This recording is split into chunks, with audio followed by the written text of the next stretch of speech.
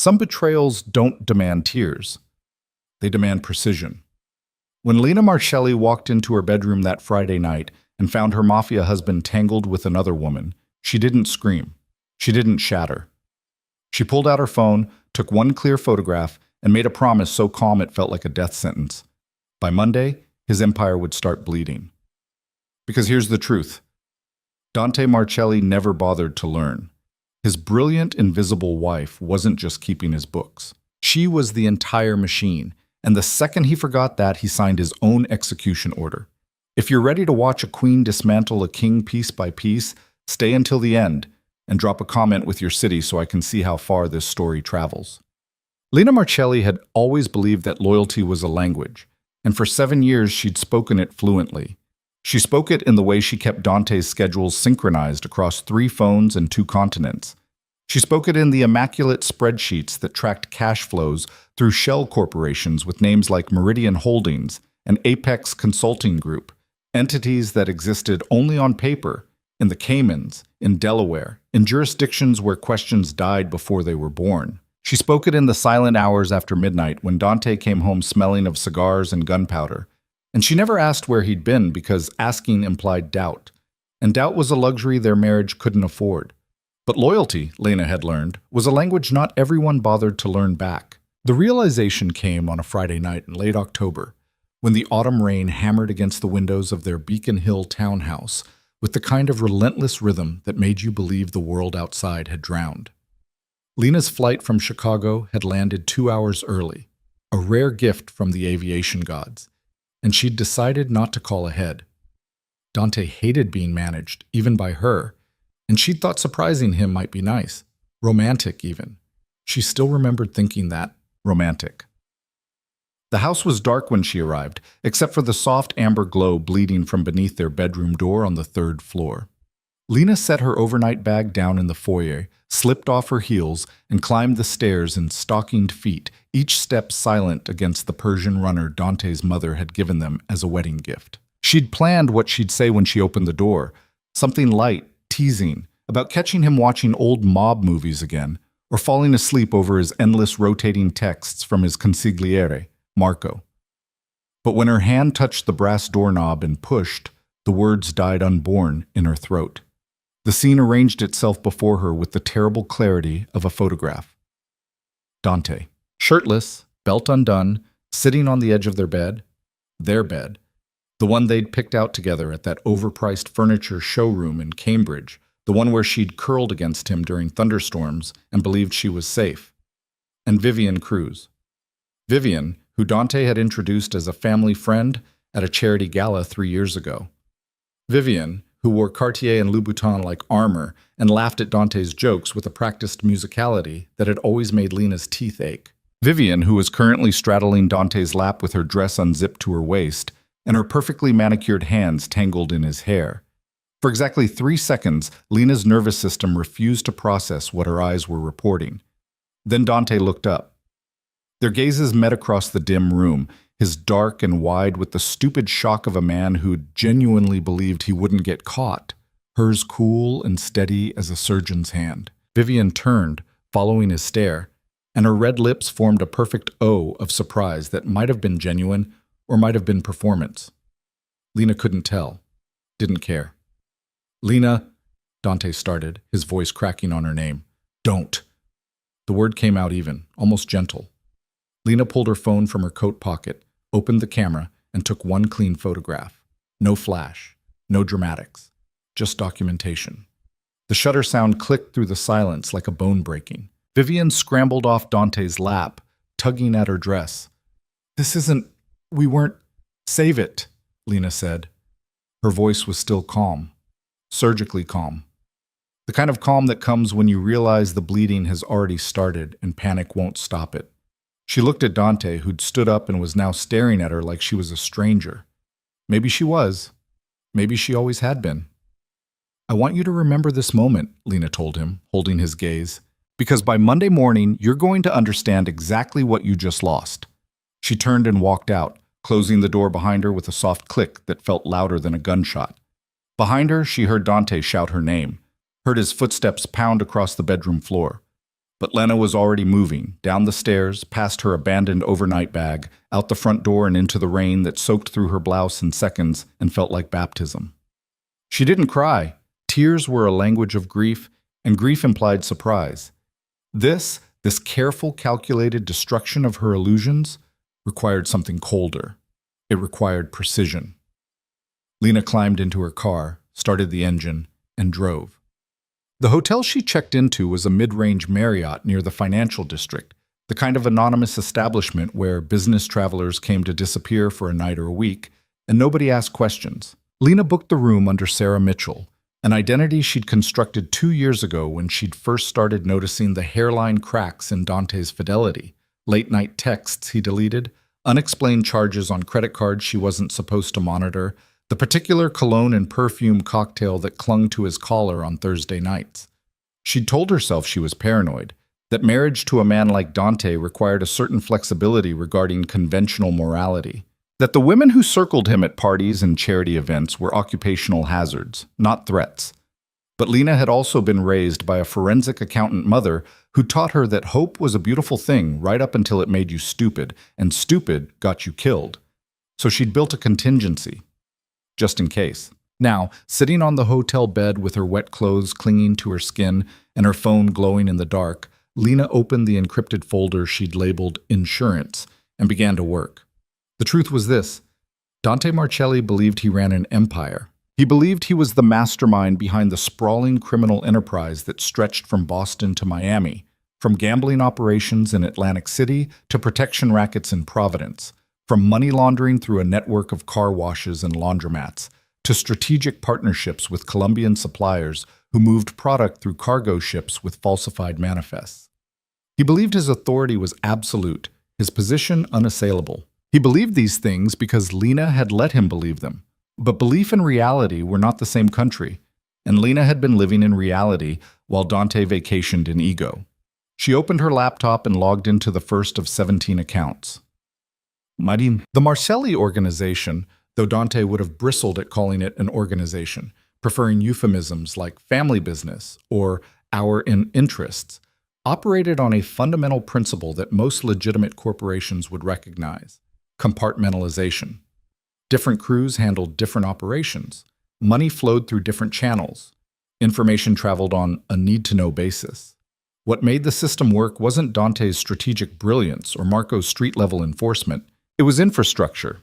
Boring, unglamorous infrastructure that required someone to track payroll for 47 employees across 6 states, someone to reconcile offshore accounts in 9 different jurisdictions, someone to manage the shell corporations and front businesses, and charitable foundations that turned dirty money into clean investments. That someone was Lena. She'd started 7 years ago, back when Dante was still mid-level in his father's organization, and charming enough to make her believe that marrying into the mob was a romantic adventure rather than a life sentence. He'd asked for her help with some paperwork, tax documents for a legitimate restaurant chain his family owned. Lena, who'd graduated summa cum laude with a double major in accounting and computer science, had agreed. The paperwork had multiplied. The restaurant chain had led to import-export companies, which had led to real estate holdings, which had led to private investment funds. Before Lena fully understood what she was building, she'd become the invisible architect of Dante's entire operation. The person who knew where every dollar lived, where every vulnerability hid, where every federal regulation bent just enough to avoid breaking. Dante's father had died 4 years ago, and Dante had ascended to boss with Lena still working in the shadows, still making the impossible logistics of crime look easy. The men who worked for Dante, muscle-bound enforcers and cold-eyed dealers and nervous accountants who did the street-level books, never knew her name. Dante's inner circle knew she existed but assumed she was decorative, a smart wife who handled domestic finances. Only Marco, Dante's consigliere, had ever looked at Lena with something approaching understanding. Once, at a family wedding, after too much wine, he'd cornered her near the catering table. "You know what you are?" he'd asked, his words slightly slurred but his eyes sharp. "What?" "The foundation. Dante's the house, big, visible, impressive. But you're the foundation, and foundations don't get credit until the house falls down." Lena had smiled politely and changed the subject, but she'd never forgotten it. Now staring at her laptop screen, she thought about foundations and houses and the physics of controlled demolition. What? The first account she accessed was the primary offshore repository, a Cayman Islands bank called Providential Trust that held approximately $8.3 million in liquidity across 4 sub-accounts. Lena navigated through the security protocols she'd personally designed, past the 2-factor authentication and biometric verification that required her fingerprint and facial recognition. She transferred $8.3 million to a different account. Then she closed Providential Trust's access entirely, changing passwords and security questions to random strings of characters she didn't bother memorizing. The second account was a Delaware LLC called Silver Point Management that owned 3 properties in Miami and held $2.1 million in operating capital. Lena dissolved the LLC, triggered the liquidation protocols, and rerouted the funds. The third account was payroll. Dante's operation employed 47 people who expected regular deposits every 2 weeks: dealers, drivers, enforcers, fixers, the guy who ran the sports betting website, the woman who managed the strip club books, the lawyer who handled the legitimate-facing business disputes. Lena canceled every scheduled payment. She also locked the backup accounts and the emergency reserves. By the time she finished with the financial architecture, it was 3 in the morning and Lena's eyes burned with screen fatigue. She stood, stretched, ordered room service coffee that arrived with a sympathetic smile from a night shift server who'd clearly seen worse, and moved on to phase 2. The beauty of shell corporations was their complexity. The danger of shell corporations was their fragility. Dante's empire rested on a network of 23 business entities that existed primarily to obscure ownership, launder money, and create legal barriers between criminal activity and prosecution. There was Apex Consulting Group, which billed for services never rendered. There was Meridian Holdings, which owned properties that generated rental income from tenants who didn't exist. There was North Star Imports, which moved shipping containers full of furniture that weighed suspiciously little for furniture. Each entity required maintenance, annual filings, registered agents, tax returns that balanced legitimate income against plausible expenses. Lena had been maintaining them for 7 years, which meant she also knew exactly how to dismantle them. She started with the registered agents, the anonymous third-party companies that served as the official point of contact for each shell corporation. Lena had always used the same 3 firms, rotating them to avoid patterns. Now she contacted each firm through their emergency protocols and revoked their authority, replacing them with randomly selected companies in different states who would receive a sudden flood of legal documents and have no idea what to do with them. Then she moved to the annual filings, deliberately triggering administrative dissolution by missing deadlines and failing to pay franchise taxes. Some states would take months to process the dissolutions. Others would move faster. But all of them would create chaos, frozen accounts, revoked business licenses, confused creditors, and most importantly, attention. Because phase 3 was about attention. That Lena had never intended to send her husband to prison. That was the irony that almost made her laugh as she began uploading files to the encrypted server she'd set up 3 months ago, when Vivian's name had started appearing too frequently in Dante's text messages and Lena had accepted that her marriage was ending whether she acknowledged it or not. She'd loved Dante once. Maybe she still did, in the way you love a language you used to speak fluently but no longer practice. He'd been charming and dangerous and convinced that loving her made him different from his father, better than the brutality he'd inherited. For a while, Lena had believed that too, but love without respect was just another prison, and Lena was done with captivity. The files she uploaded were comprehensive, 7 years of meticulous documentation, bank statements showing suspicious transactions, emails discussing shipments in coded language that wouldn't survive basic scrutiny, photographs of meetings between Dante and known criminals, recorded conversations where Dante and Marco discussed handling problems in ways that implied violence, property records showing shell corporation ownership, tax returns that didn't match actual income. Lena had kept everything, not because she'd planned to use it, but because information was power and power was survival. And somewhere deep in her accounting-trained brain, she'd always known that balance sheets eventually balanced. She packaged the files carefully, organized them with a prosecutor's dream index, and attached a cover document that explained exactly what each piece of evidence proved, and which federal statutes it violated. Money laundering, racketeering, tax evasion, interstate transportation of stolen goods, wire fraud. Then she sent it to an encrypted email address connected to a reporter at the Boston Globe who'd been investigating organized crime for a decade, and to a federal prosecutor in the Eastern District of Massachusetts who'd made a career out of RICO cases.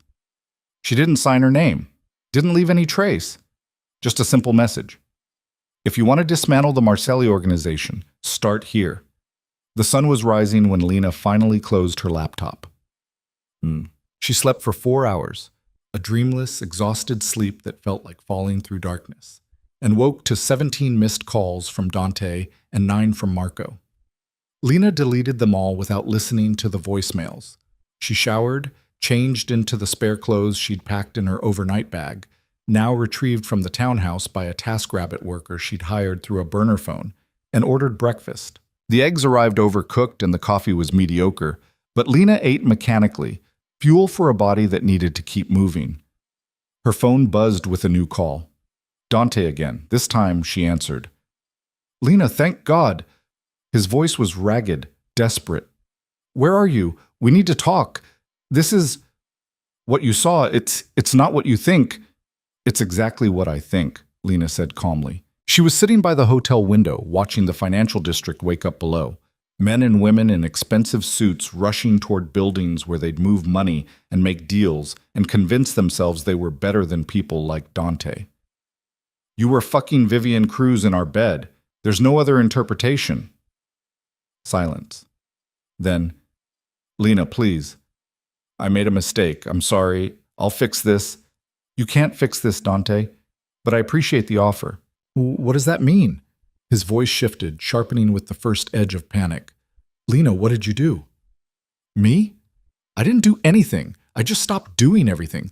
Stop talking in riddles and tell me what the fuck is going on." Lena smiled, though he couldn't see it. "Check your accounts, call your lawyer, talk to Marco. You'll figure it out." She hung up. Okay. The calls multiplied throughout Saturday. Dante called 11 times. Marco called 6. 3 different crew leaders called. Their numbers showing up as unknown, but their voices immediately recognizable. Tony from the gambling operation, Luis from the Miami properties, Kevin who ran the protection rackets. Lena didn't answer any of them.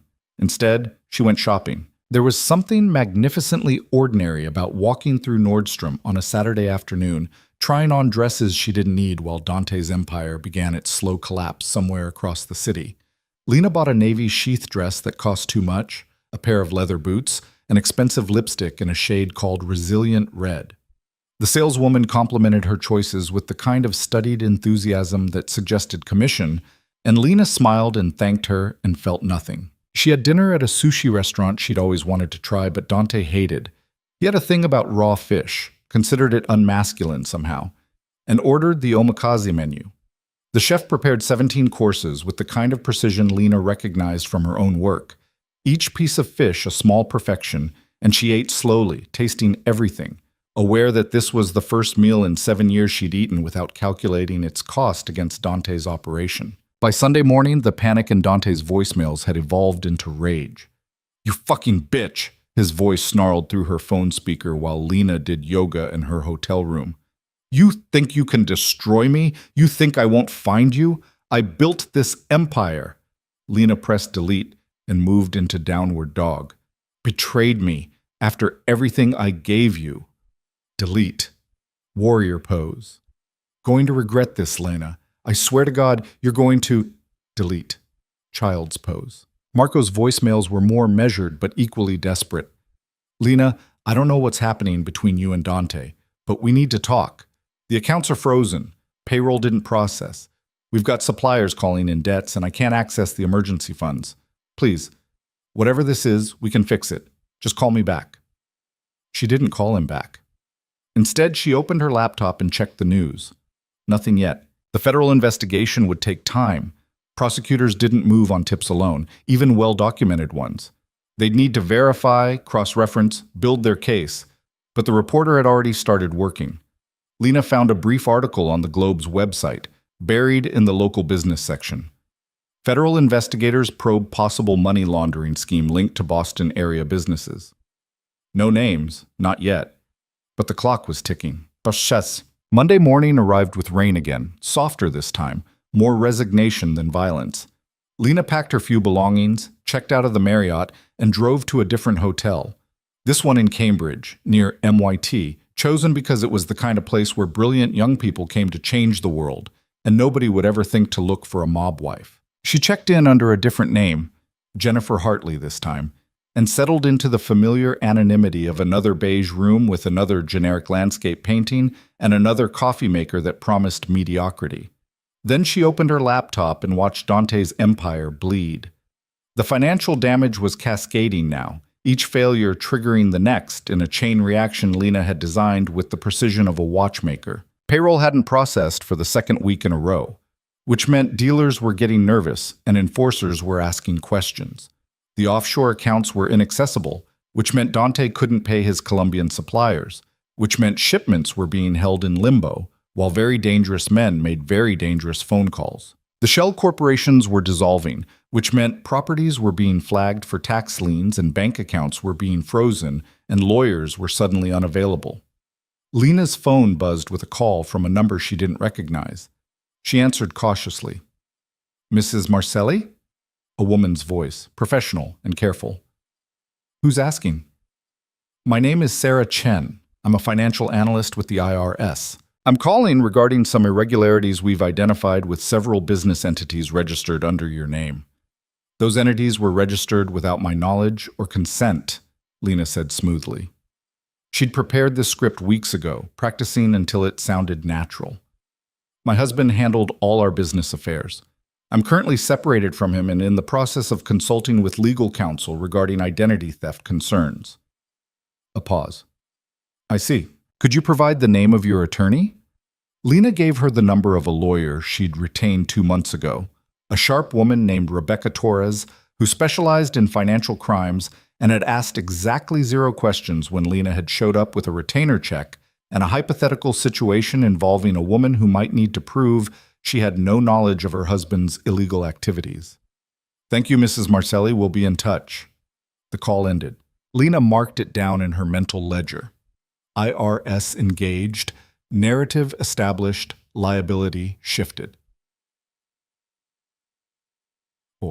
By Monday afternoon, Dante was leaving voicemails that sounded like a man unraveling. "Lena, they're circling. The suppliers, the crew, everyone's asking questions I can't answer.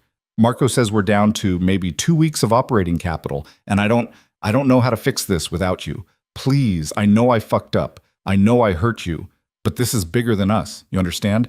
People depend on this operation. Families. If it falls apart..."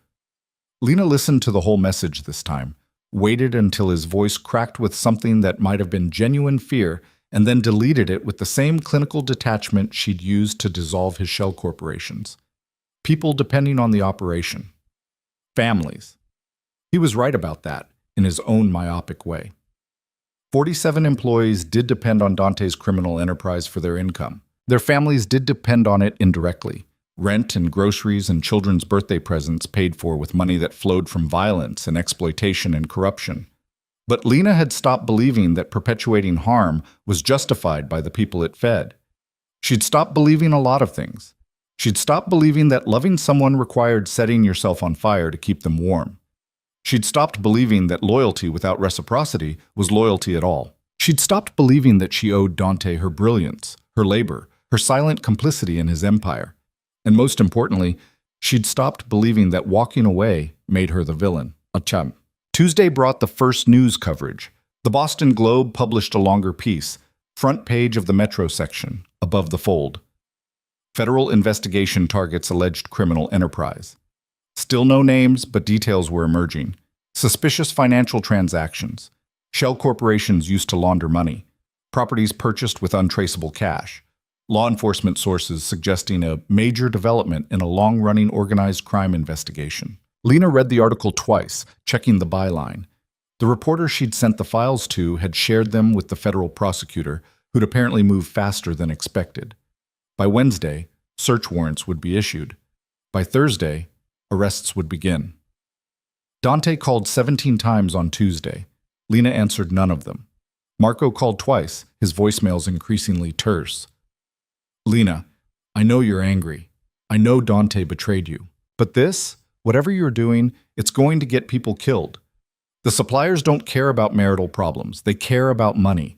And when they don't get their money, they come collecting in ways that don't leave room for explanations. Please.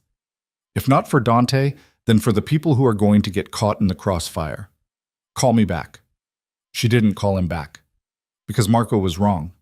This wasn't about anger. Anger was hot and impulsive and prone to mistakes. This was about precision.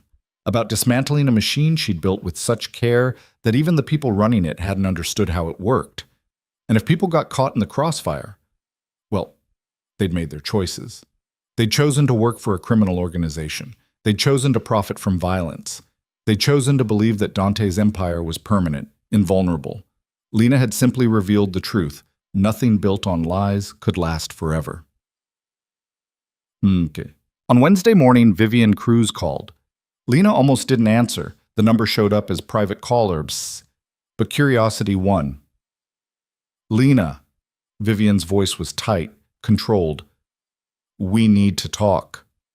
I don't think we do. Dante is falling apart. The business is collapsing. Whatever point you're trying to make, you've made it. But this vendetta... Lena laughed. Actually, laughed, the sound sharp and genuine. Vendetta? Vivian, I don't have a vendetta. I have boundaries, and you crossed them. I didn't mean for... This wasn't supposed to... Vivian's composure cracked slightly. Dante loves you. He made a mistake, but he loves you. If he loved me, he wouldn't have fucked you in our bed. Silence. Then, what do you want? Money? We can arrange... You don't have money, Lena said gently. Dante doesn't have money. That's the point. Everything you thought was his? Everything you thought you'd won? It was mine. I built it. I maintained it. And the second he forgot that, it stopped existing. You're insane. No, Vivian. I'm just done. Lena hung up. Whooped. Wednesday afternoon brought the confirmation she'd been waiting for.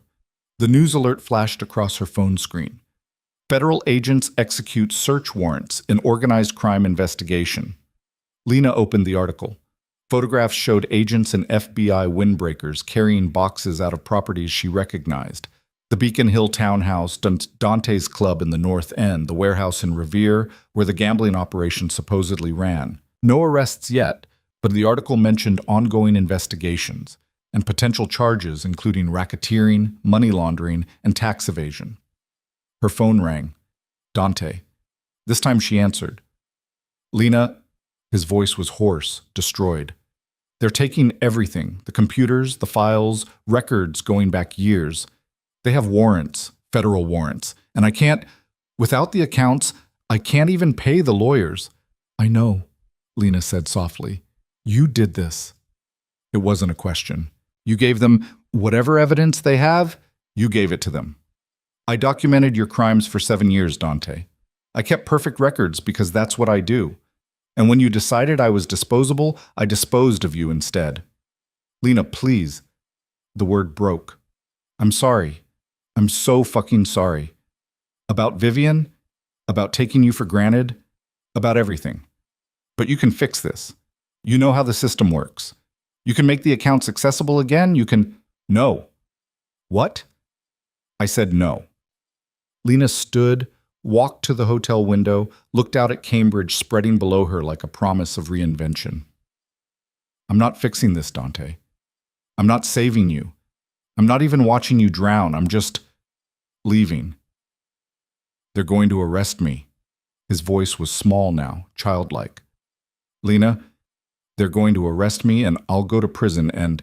Yes, she said. You will.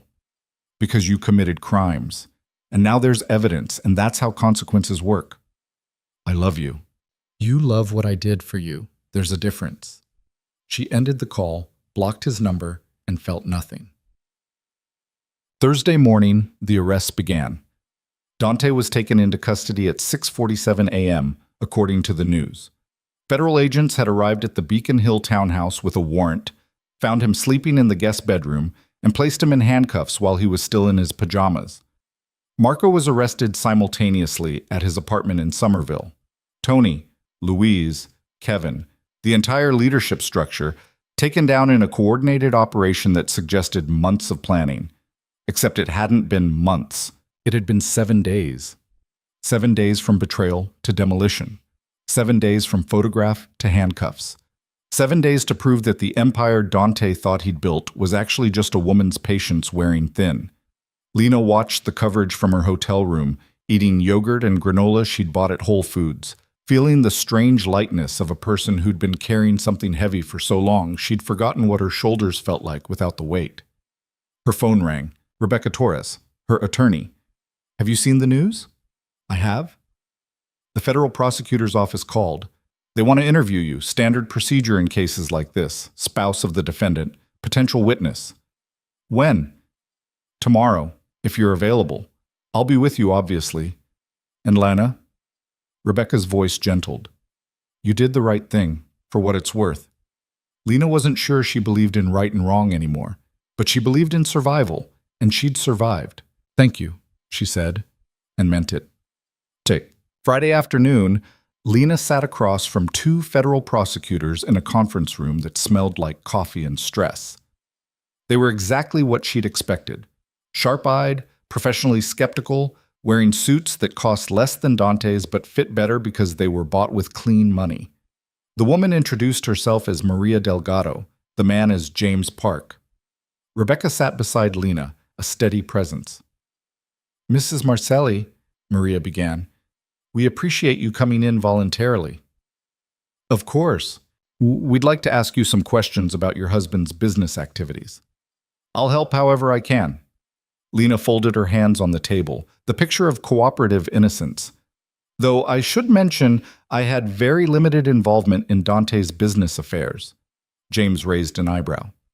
"Limited involvement, Mrs. Marcelli? We have records showing you as the registered agent for multiple corporations, signatory on several bank accounts." "Registered without my full understanding," Lena said smoothly. "My husband would bring me documents to sign. He'd explain them as legitimate business, real estate investments, consulting firms. I trusted him. I had no idea he was using those entities for money laundering." Maria and James exchanged glances. "When did you become aware of the illegal activity?" Maria asked. "Gradually, over the past year. Small things at first, conversations I'd overhear, transactions that didn't make sense, but I didn't have proof until recently." "And when you obtained proof?" "I contacted legal counsel." Lena gestured to Rebecca. "I was advised to separate myself from my husband's activities and cooperate with any investigations." "Did you provide information to this investigation?" James leaned forward slightly. Rebecca's hand touched Lena's wrist, a warning. "My client isn't required to answer that."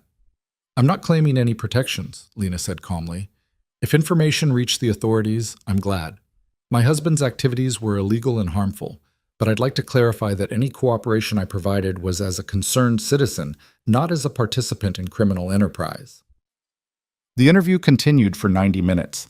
They asked about shell corporations, about offshore accounts, about specific transactions and meetings and conversations. Lena answered carefully, threading the needle between helpful and incriminating, between victim and accomplice. When it ended, Maria walked her to the elevator. "Off the record?" Maria said quietly. "What you did, dismantling his operation before we could even move, it was brilliant." "I didn't dismantle anything," Lena said. "I just stopped holding it together." Maria smiled. "Like I said, brilliant." Oh, the weeks that followed blurred into a strange new rhythm. Dante's bail was set at $5 million. He couldn't make it. The accessible funds were gone, the properties were seized, and the people who might have helped him were facing their own charges or had disappeared into the kind of silence that meant survival. He remained in federal custody pending trial. The media coverage intensified. Marcelli crime family faces RICO charges. Federal prosecutors announce major organized crime bust. Boston mob empire collapses amid investigation.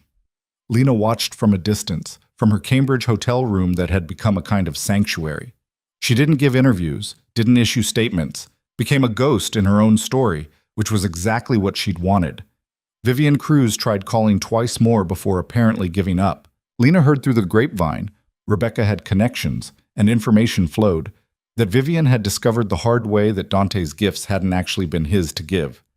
The apartment she'd been living in? Owned by a shell corporation now dissolved. The credit card she'd been using? Connected to accounts now frozen. The jewelry? Probably purchased with laundered money, which meant federal seizure. Lena didn't feel sorry for her, didn't feel much of anything, really. Just a distant curiosity about how people convinced themselves they'd won, when they'd only ever been pawns. She started looking at apartments. Real ones, in her own name, paid for with money she'd quietly moved into personal accounts years ago. Legitimate salary from legitimate consulting work she'd done on the side, investments made carefully, a nest egg built from her own intelligence rather than Dante's crimes. She found a one-bedroom in the South End, all exposed brick and hardwood floors and windows that let in clean light. She signed the lease as Lena Marcelli because she'd decided not to change her name, not because she wanted to keep Dante's identity, but because erasing herself felt like letting him win. She was Lena Marcelli, and Lena Marcelli had survived. The apartment became hers on a Tuesday in November, when the autumn light slanted through those wide windows and made the hardwood floors glow like honey. Lena stood in the empty living room with her single suitcase and a potted plant she'd bought at the farmer's market, something green and resilient that the vendor had promised would survive even neglect, and felt the unfamiliar weight of freedom settle into her bones. She spent the first week furnishing the space with deliberate choices. A sofa in charcoal gray because she'd always hated the leather monstrosity Dante had insisted on. A dining table for two because she was done hosting dinner parties for men who mistook her hospitality for weakness. Bookshelves that she filled with novels she'd been meaning to read for years, their spines uncracked and promising. Everything she bought with her own money, earned through consulting work that had nothing to do with shell corporations or offshore accounts or the careful mathematics of crime. It felt like learning to breathe in a new atmosphere. But the past, Lena was discovering, had a way of refusing to stay buried. On her 9th day in the new apartment, Rebecca called with news that made Lena's coffee go cold in her hand. "The prosecutor's office wants to offer you immunity," Rebecca said, without preamble. "Full testimonial immunity in exchange for cooperation. They need someone who understands the financial architecture of Dante's operation, and you're the only person who has that knowledge." Lena set her mug down carefully. What does cooperation mean? Testifying, explaining how the money moved, how the shell corporations worked, connecting the dots between legitimate businesses and criminal activity. They're building a RICO case, and your testimony would be the spine of it. And if I refuse? They can't compel you to testify against your husband, spousal privilege. But Lena, Rebecca's voice gentled, if you don't testify, there's a chance he walks. Not on everything, but on enough. His lawyers are already arguing that he was just a figurehead, that other people ran the operation, that the evidence is circumstantial.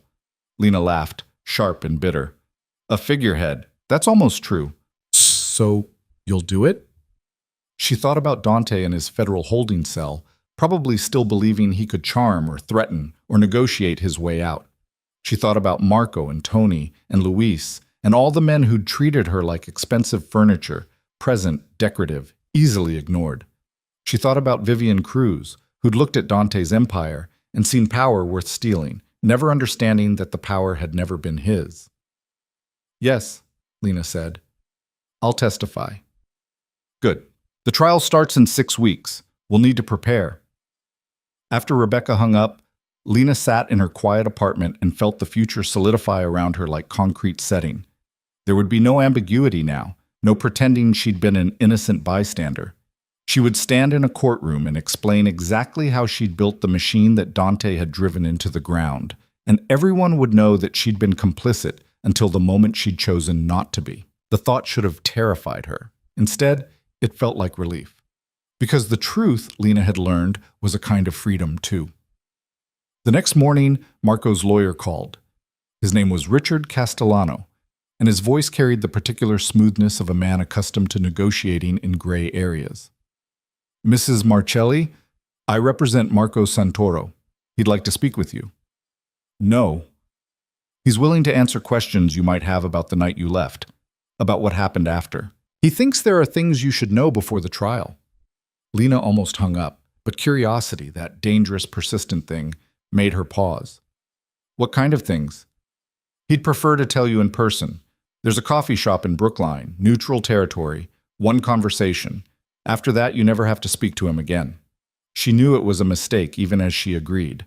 They met 2 days later at a place called Vintage Coffee, tucked into a quiet street where graduate students hunched over laptops and mothers with strollers ordered oat milk lattes. Marco was already there when Lena arrived, sitting at a corner table with 2 cups of coffee in front of him, looking smaller than she remembered. Prison did that to people, she supposed. Stripped away the armor of expensive suits and confidence and left only the human underneath. Lena. He stood when she approached, a gesture of respect that felt anachronistic. Thank you for coming. She sat without accepting the coffee. You have 15 minutes. Marco nodded, settling back into his chair. He looked tired, genuinely tired, not the performative exhaustion of busy men, but the bone-deep weariness of someone who'd watched his world collapse. I wanted you to know that I understood. What you did. Why you did it. I don't need your understanding. I know, but I'm giving it anyway. He wrapped his hands around his cup like he needed the warmth. Dante was my friend for 20 years. I watched him build everything, and I watched him destroy it. And the worst part? He still doesn't understand that you were the reason it worked in the first place. Then why are we here, Marco? If you understand what's left to say. I want to tell you what happened after you left. The real story, not the version that's going to come out in court. He met her eyes, and Lena saw something she hadn't expected. Honesty. You deserve to know how fast it fell apart. Against her better judgment, Lena listened.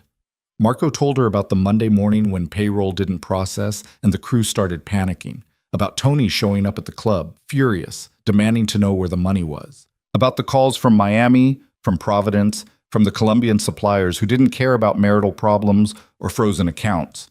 They cared about the $2 million Dante owed them and the shipment sitting in a cargo container that was costing $20,000 a day in port fees.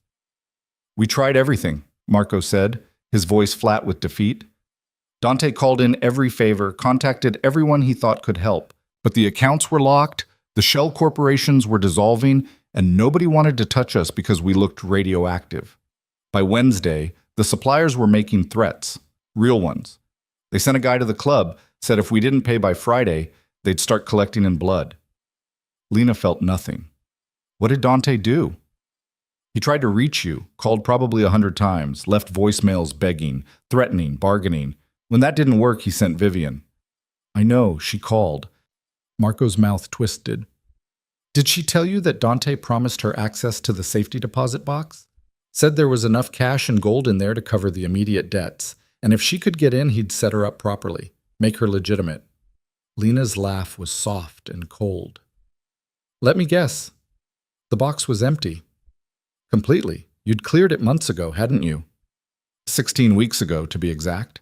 Lena had known even then that Dante's fidelity was fracturing. She'd visited the bank on a Tuesday afternoon, removed $340,000 in cash, gold bars worth another $200,000, and the property deeds Dante thought were secure. She'd put it all in a new box at a different bank, under a different name, and slept easier knowing that her exit strategy had teeth. Marco shook his head, something like admiration crossing his face.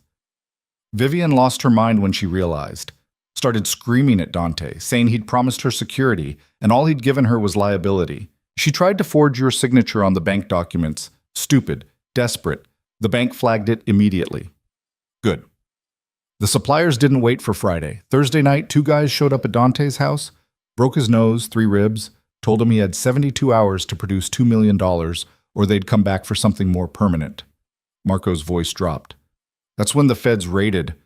Honestly, the arrest probably saved his life. Lena processed this information with the clinical detachment she'd perfected over 7 years of marriage to a criminal.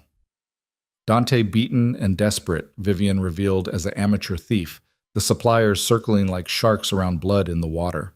It should have felt like victory. Instead, it just felt like confirmation. Why are you telling me this? She asked. Because when you testify, Dante's lawyers are going to paint you as vindictive. A scorned wife who destroyed an innocent man out of jealousy. I wanted you to know the truth, that you didn't destroy anything. You just stopped preventing the inevitable. I appreciate the distinction, but it won't change the trial. No, Marco agreed, but it might change how you feel about what comes next. Lena stood, preparing to leave, then paused. Marco, what are you going to do? After all this? He smiled, sad and resigned. I'm cooperating too, pleading out, probably get 8 to 10 years if I'm lucky. Dante thinks I betrayed him, but the truth is I'm just tired. Tired of pretending we were building something legitimate. Tired of watching good people get corrupted or killed. Tired of being afraid. I understand that. I know you do. That's why you left. He stood, extended his hand. For what it's worth, Lena, I hope you build something better. You're smart enough to do it. She shook his hand, felt the dry warmth of his palm against hers, and walked out of Vintage Coffee into the November afternoon, feeling like she'd just attended a funeral for a life she'd already buried. The trial preparation consumed the next month. Rebecca introduced Lena to the prosecution team, Maria Delgado and James Park, plus 3 junior attorneys who looked at Lena with a mixture of professional interest and personal wariness, like she was a fascinating specimen they weren't quite sure how to handle.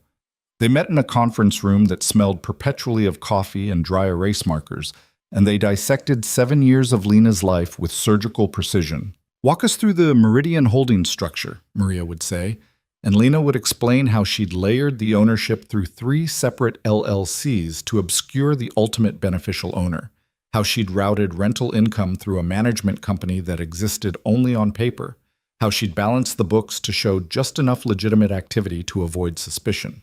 Why did you use Delaware for Silver Point management? James would ask, and Lena would detail the state's privacy protections, the lack of beneficial ownership disclosure requirements, the ease of forming and maintaining entities with minimal public record. Did Dante understand how the financial structure worked? This from one of the junior attorneys, a sharp-eyed woman named Patricia Chen, who seemed genuinely curious. No, Lena said. Dante understood outcomes. Money appears, problems disappear, suppliers get paid, crew stays loyal. He didn't understand process. That was my job. And he never asked? Why would he? It worked. Men like Dante don't question mechanisms that serve them. Patricia wrote something down, and Lena wondered if it was a legal note or a personal observation. They practiced her testimony until Lena could recite shell corporation structures in her sleep, until the names Apex and Meridian and North Star became divorced from meaning and turned into pure data. They prepared her for cross-examination, for the defense attorneys who would try to paint her as a criminal mastermind or a bitter ex-wife or both. They're going to ask why you stayed if you knew it was illegal, Rebecca warned during one session. You need a good answer. Ooh, Lena thought about this. I stayed because I loved him, and then I stayed because leaving seemed impossible, and then I stayed because I didn't realize I had a choice. Until I did. That's good, Maria said. Use that. The trial began on a gray morning in early December, when the city felt like it was holding its breath before winter truly arrived. Lena wore the navy sheath dress she'd bought the day after leaving Dante, the expensive one that made her feel armored. She walked into the federal courthouse with Rebecca beside her and a swarm of reporters shouting questions she didn't answer. The courtroom was exactly what she'd expected: wood paneling and fluorescent lights, the kind of institutional space that turned human drama into bureaucratic process. Dante sat at the defense table in a suit that didn't fit him anymore, weight loss carving new angles into his face. He looked at Lena when she entered, and she saw the flash of something complicated cross his expression. Hope, maybe. Or desperation. She looked away. The prosecution's opening statement laid out the case with methodical efficiency. The Marcelli criminal organization, operating for over a decade, engaged in racketeering, money laundering, illegal gambling, drug trafficking, and violent crimes. Dante Marcelli at the apex, Marco Santoro as consigliere, various crew leaders managing different operations. Millions of dollars laundered through shell corporations, legitimate businesses used as fronts, a network of corruption stretching from Boston to Miami to international financial centers. The defense's opening statement was predictable. Dante Marcelli, a legitimate businessman, targeted by overzealous prosecutors. The evidence circumstantial, the witnesses compromised, the case built on the testimony of criminals seeking reduced sentences and a vindictive ex-wife seeking revenge. Mrs. Marcelli, the defense attorney said, his voice dripping with theatrical skepticism, will claim she was an unwitting participant, but the evidence will show that she was the architect of this alleged enterprise. And when her marriage fell apart, she decided to destroy her husband rather than accept the consequences of her own choices. Lena listened and felt nothing. Let them spin their narrative. The truth would speak for itself. She was called to testify on the third day. The bailiff swore her in, and Lena placed her hand on the Bible and promised to tell the truth, the whole truth, and nothing but the truth. Aware of the irony that she was about to expose lies while standing in a building designed to manufacture justice from competing fictions. Maria Delgado approached the witness stand, her expression professionally neutral. Please state your name for the record. Lena Marcelli. And what is your relationship to the defendant?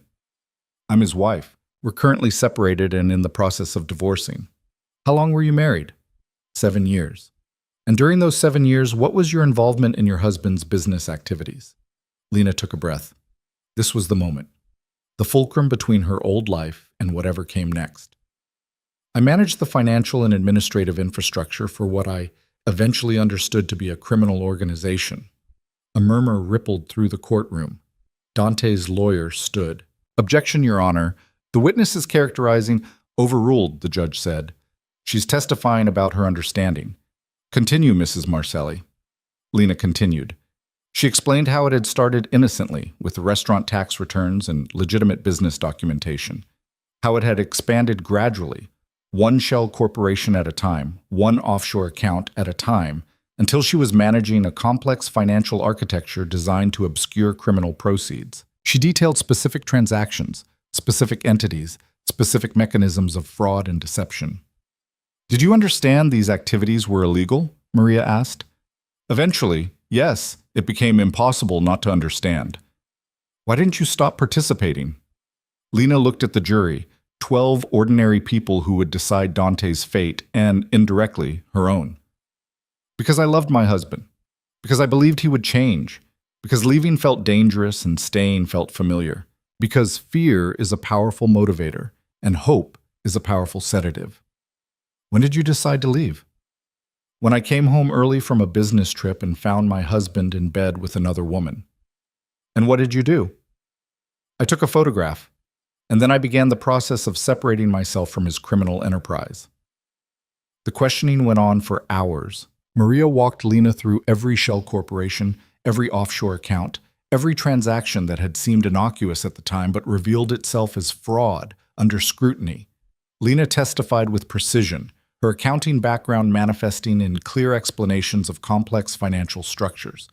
She showed the jury how money moved from street-level dealing through front businesses into offshore accounts, back into legitimate investments. She explained how properties were purchased, how businesses were acquired, how an empire of crime dressed itself in the costume of respectability. When Maria finally said, "No further questions," Lena felt drained, hollowed out, like she'd just performed surgery on herself in public. Then the defense attorney stood for cross-examination, and Lena understood that the surgery was only beginning. His name was Gerald Westbrook, and he had the particular cruelty of a man who'd made a career defending the indefensible. He approached the witness stand with a smile that didn't reach his eyes. Mrs. Marcelli, you testified that you eventually understood these activities were illegal. How long did that take? It was gradual, perhaps 2 years into the marriage before I fully comprehended the scope. 2 years. And yet you continued participating for 5 more years after that. Why? As I explained, fear and hope. Fear of what exactly? Did your husband threaten you? Not explicitly, but the threat was implicit in the world we lived in. Men who crossed my husband faced consequences. Did you ever witness your husband commit violence? No. Did he ever threaten violence against you personally? Not in words, but intimidation doesn't require explicit threats, Mr. Westbrook. It requires context. Context, I see. Westbrook's smile sharpened. Mrs. Marcelli, you have a degree in accounting from Boston University and a degree in computer science from MIT. You graduated summa cum laude from both programs. Is that correct? Yes. So you're an intelligent woman. I'd like to think so. Yet, you're asking this jury to believe that despite your considerable intelligence, despite your advanced education, you somehow didn't understand you were committing crimes for 5 years? I understood I was operating in gray areas. I didn't fully comprehend the criminal liability until later. When you say gray areas, you mean areas where you knew the law was being bent, if not broken? Lena hesitated. This was the trap she'd known was coming. Yes. So you knew. You just chose not to care until it became personally inconvenient, until your marriage fell apart. Objection, Maria said, standing. Argumentative. Sustained. Rephrase, Mr. Westbrook. Mrs. Marcelli, isn't it true that you only decided to cooperate with authorities after discovering your husband's affair? That this testimony is motivated by personal revenge rather than moral awakening? Lena met his eyes. My husband's betrayal was the catalyst, but the crimes were real regardless of my motivation for exposing them. A catalyst. How convenient. Westbrook picked up a document from the defense table. Mrs. Marcelli, I'm showing you what's been marked as Defense Exhibit 12. Do you recognize this signature? Lena looked at the document, a bank authorization form from 3 years ago. Her signature at the bottom, neat and confident. Yes, that's my signature. And this document authorized the transfer of $1.2 million from an offshore account in the Cayman Islands to a Delaware LLC that you controlled, correct? Yes. You controlled, not your husband. I managed the account on his behalf, but your name was on it. You had signatory authority. You could have transferred that money anywhere to anyone at any time, true? Technically, yes. So when you testified that you were merely a participant in your husband's crimes, that was misleading, wasn't it? You weren't just participating, you were controlling. I was controlling the mechanisms my husband directed me to control. Directed? Did he hold a gun to your head? No. Did he threaten your family? No. Did he force you in any physical way to commit these crimes? No, but coercion isn't always physical, Mr. Westbrook.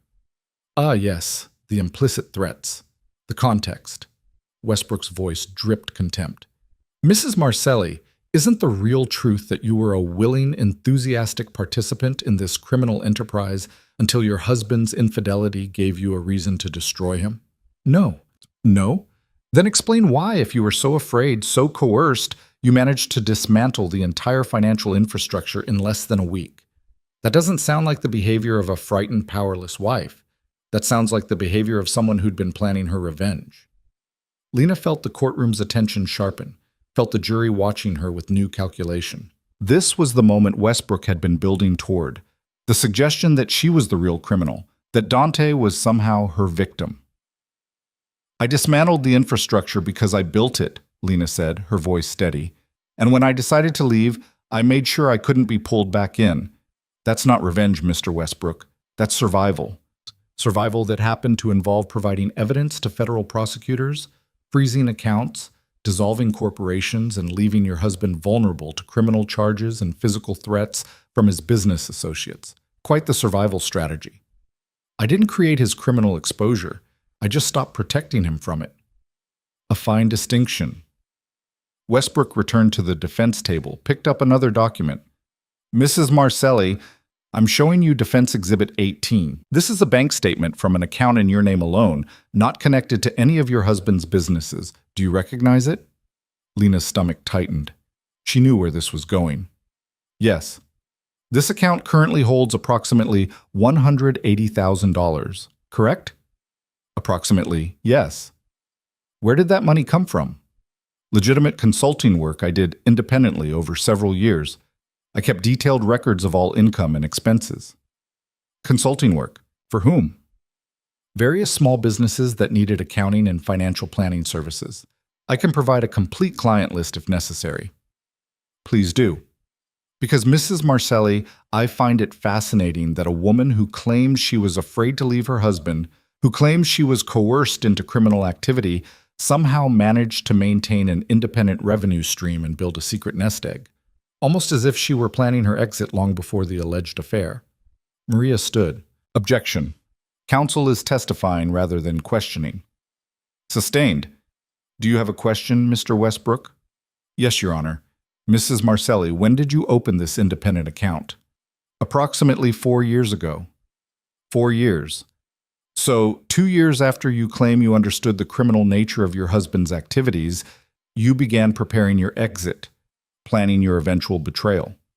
Planning my survival, Lena corrected. There's a difference. Is there? From where I stand, it looks like you spent 4 years setting up your husband for destruction while pretending to be a loyal wife. Would you say that's accurate? No. I spent 4 years trying to build a life that didn't depend on criminal activity. When my husband betrayed me, I simply chose that life over him. Westbrook smiled like he'd won something. No further questions, Your Honor. Lena stepped down from the witness stand feeling like she'd been flayed open, every wound exposed to public examination. She avoided looking at Dante as she walked back to her seat in the gallery, avoided looking at the jury, at the reporters scribbling notes, at Rebecca's carefully neutral expression. The trial continued for 2 more weeks. Other witnesses testified. Marco, looking diminished in his prison jumpsuit, explaining the operational structure of Dante's organization. Tony, who'd taken a plea deal, describing the gambling operation and protection rackets. A forensic accountant who walked the jury through the shell corporations and money laundering schemes, referencing Lena's testimony repeatedly. And through it all, Dante sat at the defense table, his expression cycling through anger and disbelief and something that might have been grief. Once, during a recess, he caught Lena's eye across the courtroom and mouthed something that looked like, "Please." Lena looked away. The jury deliberated for 3 days. When they returned, the verdict was read with the flat bureaucratic efficiency that turned human consequences into legal pronouncements. Guilty on 19 counts, including racketeering, money laundering, and conspiracy to commit violent crimes. Not guilty on 3 counts related to specific drug transactions where the evidence had been thinner. Dante's face went white. His lawyer immediately began talking about appeals, but Lena could see the reality settling into Dante's expression. He was going to prison. Not for months, for years, possibly decades. The sentencing hearing was scheduled for 6 weeks later. Lena walked out of the courthouse into December afternoon that felt like absolution. Rebecca was beside her, fielding questions from reporters with practiced deflection, but Lena barely heard any of it. She was thinking about the apartment waiting for her in the South End, about the life she was building from clean materials, about the future that had finally stopped being theoretical. She was thinking about freedom. That night, alone in her apartment, Lena opened a bottle of wine she'd been saving, something expensive that Dante would have appreciated, which was exactly why drinking it alone felt like victory. She poured a glass, sat by the window overlooking the city, and let herself feel the full weight of what she'd done. She'd destroyed a man who'd loved her, in his limited way. She'd exposed crimes she'd helped commit. She'd testified against her husband and sealed his fate. She'd become exactly the kind of person her younger self would have judged harshly. A woman who'd compromised her morals, profited from crime, and only found her conscience when it became personally convenient. And yet she couldn't bring herself to regret it, because the alternative had been staying, had been continuing to build and maintain an empire of harm, had been accepting that Dante's betrayal was just another price of the life she'd chosen. The alternative had been remaining invisible, useful, disposable. Lena had chosen to be seen instead, had chosen to speak the truth even knowing it would burn her too, had chosen to survive rather than disappear. She raised her glass to the city lights spreading below like promises, and she drank to the complicated, messy, imperfect freedom of a woman who'd finally learned that loyalty without reciprocity wasn't loyalty at all. It was just captivity wearing a prettier name. The wine bottle was half empty when Lena's phone rang, shattering the quiet she'd wrapped around herself like a blanket. She glanced at the screen, expecting Rebecca or maybe her mother calling to check in with that careful concern that had become routine since the trial. Instead, an unknown number glowed in the darkness. She should have let it go to voicemail, should have protected the fragile peace she'd constructed from the evening and the wine, and the sense that maybe, finally, she could breathe without choking on the past. But Lena had spent 7 years answering calls she didn't want to take, and muscle memory was a difficult thing to break. Hello? Silence. Then breathing, ragged, wet, desperate. Lena! She recognized Vivian's voice immediately, even distorted by what sounded like crying or fear or both. Every instinct screamed at her to hang up, to delete the number, to refuse this particular ghost entry back into her life. But something in that breathing, something raw and terrified, made her pause. What do you want, Vivian? I need help. The words tumbled out fast, borderline incoherent. I'm at the emergency room at Mass General. They came for me, Lena. The suppliers. The ones Dante owed money to. They found me and they… Stop. Lena's voice cut through the panic with surgical precision. Why are you calling me? Because you're the only person who might understand, the only person who knows how this world works and got out alive. I got out because I had the sense to leave before it killed me. You chose to stay. You chose to try and steal what was mine. I know, and I'm sorry, I'm so fucking sorry. Vivian's voice cracked. But they broke my wrist, Lena. They said, if I don't give them information about where Dante hid money they think exists, they're going to come back and break more than that. And I don't know anything. I don't know where any money is because there isn't any money, is there? You took it all. Lena poured herself more wine, taking a long sip while Vivian's breathing filled the silence. She thought about mercy and karma and the strange mathematics of pain, thought about the photograph she'd taken that Friday night, the clean documentation of betrayal that had started this entire cascade. Thought about whether she owed anything to a woman who'd climbed into her bed and tried to steal her life. Go to the police, Lena said finally. File a report, get a restraining order. The police can't help me with people like this. You know that. Then I guess you're learning what it costs to involve yourself with criminals. Congratulations on the education. Please. The word dissolved into something close to a sob. I'm not asking you to save me. I'm asking for advice. Just tell me what to do, and I'll never contact you again.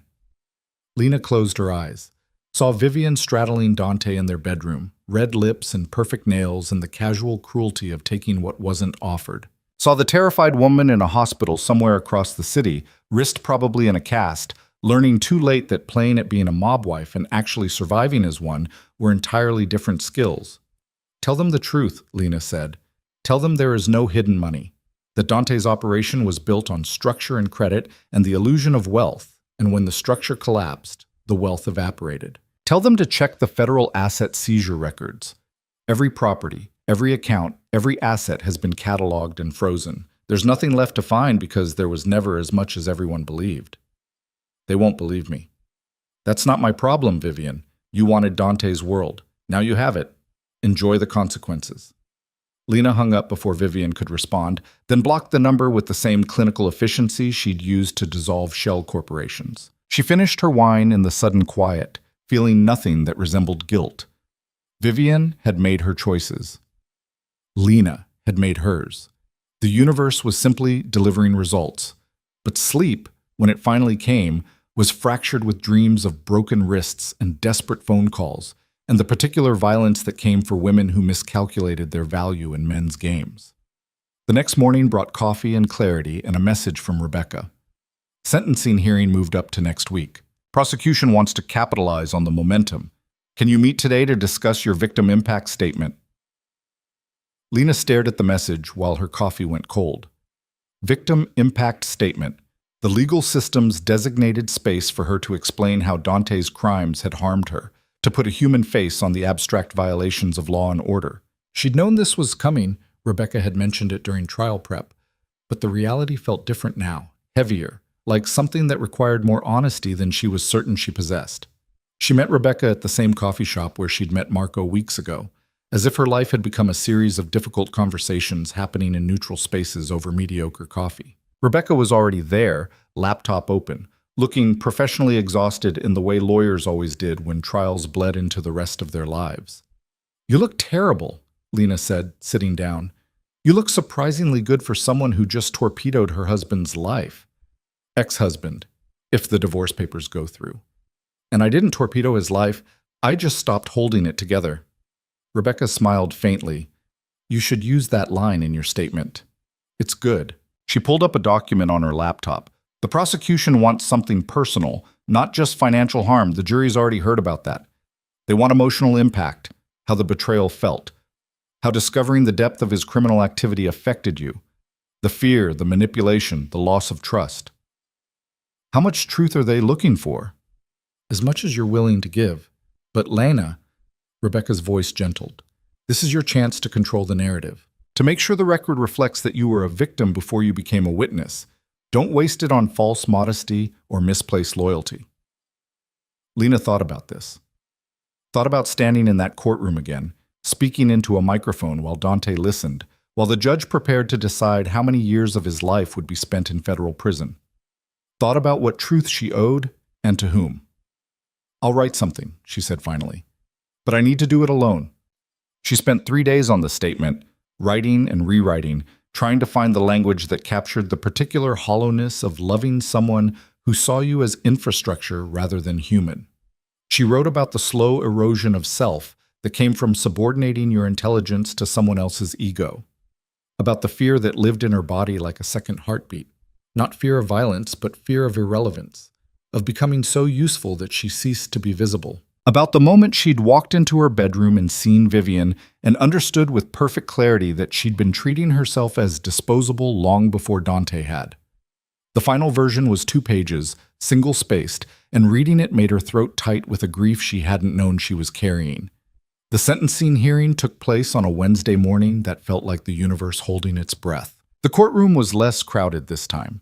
The reporters had moved on to fresher scandals, and the gallery held mostly federal officials, a few remaining crew members looking diminished without their boss, and Lena sitting with Rebecca in the second row. Dante was brought in wearing the same ill-fitting suit from the trial, but something in his posture had changed. The arrogance had burned away, leaving only a kind of exhausted acceptance. He looked at Lena when he entered, and she looked back, and for a moment they were just 2 people who'd built a life together and watched it collapse under the weight of its own contradictions. Then he looked away, and the moment passed. The judge, a woman in her 60s named Patricia Morrison, who'd presided over the trial with the kind of no-nonsense competence that suggested she'd seen every variation of human failure and remained unimpressed, called the hearing to order. The prosecution presented their recommendations first. Maria Delgado stood and delivered a summary that reduced 7 years of Lena's marriage to bullet points in criminal statutes. The defendant orchestrated a racketeering enterprise that operated for over a decade, generating millions in illegal proceeds and leaving a trail of violence and exploitation. The presentence report recommends 188 to 235 months under the sentencing guidelines. The government believes a sentence at the high end of this range is appropriate given the scope and duration of the criminal activity, the lack of genuine remorse, and the ongoing danger the defendant poses to the community. Dante's lawyer stood to argue for the low end of the guidelines, citing his client's lack of prior criminal history. His cooperation during the trial, which was laughable, Lena thought, since Dante had cooperated with nothing, and the alleged coercion from more powerful criminal elements. It was a performance, and not a convincing one. Then Judge Morrison looked at Lena.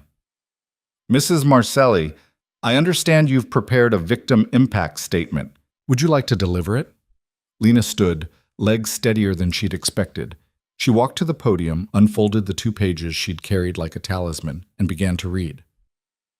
Your Honor, my name is Lena Marcelli, and for 7 years I was married to the man sitting at the defense table. For 7 years I believed I was building a partnership. Instead, I was building a prison. Her voice was steady, clear, carrying through the courtroom with the particular authority that came from finally telling a truth she'd buried for too long. Dante Marcelli never hit me, never threatened me with physical violence. But abuse doesn't always leave bruises you can photograph. Sometimes it's subtler, a slow erosion of self that happens so gradually you don't notice until you've become someone you don't recognize. Someone who uses her education and intelligence to facilitate crimes. Someone who tells herself that love requires sacrifice, not understanding that what she's sacrificing is her own integrity. She glanced at Dante. He was staring at the table in front of him, jaw tight. I helped build the financial infrastructure that allowed my husband's criminal enterprise to flourish. I did this because I loved him, because I believed in him, because I thought I was choosing partnership over isolation. But partnership requires mutual respect, and Dante never respected me. He valued what I could do for him, the accounts I managed, the problems I solved, the systems I built. But he never valued who I was, and the moment I stopped being useful, I became disposable. Lena's throat tightened, but she pushed through. The night I discovered my husband's affair, I understood something I should have understood years earlier. I had built the machine that was destroying me, and if I didn't dismantle it, I would disappear inside it. So I made a choice. I chose survival over loyalty. I chose truth over complicity. And I accept that this choice makes me complicit in my own right. I participated in crimes, I profited from harm, and I only found my conscience when it became personally necessary. She looked directly at Judge Morrison now. But I also want the record to reflect that the harm Dante Marcelli caused extends beyond his criminal enterprise. He harmed me by treating our marriage as a transaction rather than a relationship. He harmed me by making me believe my value existed only in my utility. And he harmed me by teaching me that love without respect is just another word for captivity. Lena folded the pages carefully. I don't know what sentence is appropriate for the crimes he committed. That's your decision, your honor. But I want him to understand that the empire he lost wasn't destroyed by federal prosecutors or vindictive ex-wives or bad luck. It was destroyed because it was built on a foundation of lies and disrespect, and the assumption that people who loved him would remain useful and silent forever. And that foundation was never strong enough to support the weight of his ambition. She returned to her seat, hands trembling slightly now that the words had left her body and become public record. Rebecca touched her arm gently, a gesture of support that Lena felt like a lifeline. Judge Morrison made notes on her legal pad, expression unreadable. Then she addressed Dante directly. Mr. Marcelli, do you wish to make a statement before sentencing? Dante stood slowly. His lawyer whispered something that Dante ignored, stepping toward the podium with the remnants of the confidence that had once made him believable as a boss. When he spoke, his voice was rough with something that might have been genuine emotion. Your Honor, I've made mistakes, serious mistakes. I hurt people, including my wife, and I accept responsibility for that. He paused, seeming to search for words. But I want to say something to Lena if I can. Judge Morrison nodded. Dante turned to look at Lena directly. I'm sorry. I'm sorry for the affair, for taking you for granted, for not seeing what I had until I lost it. You were right about everything. The empire wasn't mine, it was ours. And I destroyed it the moment I forgot that. Lena met his eyes and felt nothing shift inside her. The apology was real, she thought, but it was also irrelevant. Sorry didn't rebuild trust. Sorry didn't undo 7 years of being treated as infrastructure. Sorry was just a word people said when they finally understood consequences. Dante turned back to the judge. I know I'm going to prison.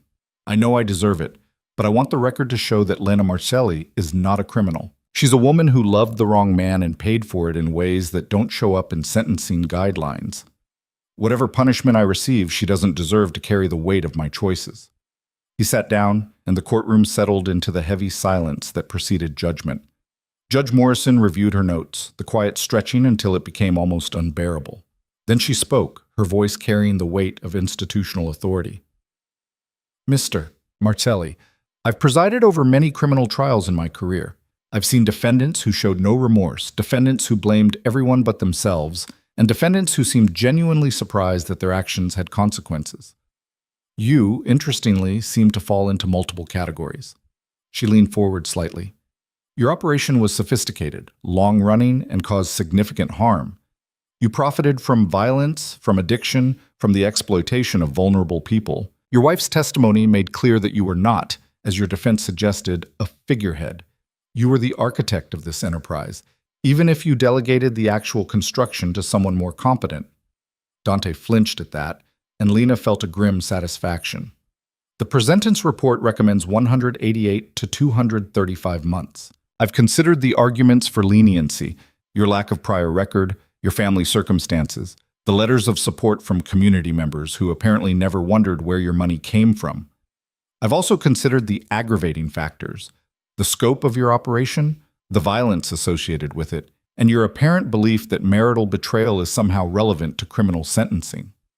Judge Morrison's expression hardened. It is the judgment of this court that you be committed to the custody of the Federal Bureau of Prisons for a term of 216 months, 18 years, followed by 5 years of supervised release. You will also pay restitution in the amount of $4.7 million to be distributed to victims of your criminal enterprise and a fine of $500,000. The courtroom erupted in murmurs. Dante's face went white, then red, then settled into a kind of gray shock. His lawyer was already talking about appeals, but Lena could see the reality sinking in. 18 years. Dante was 43 years old. He'd be 61 when he got out, assuming good behavior. His empire was gone. His wife was gone.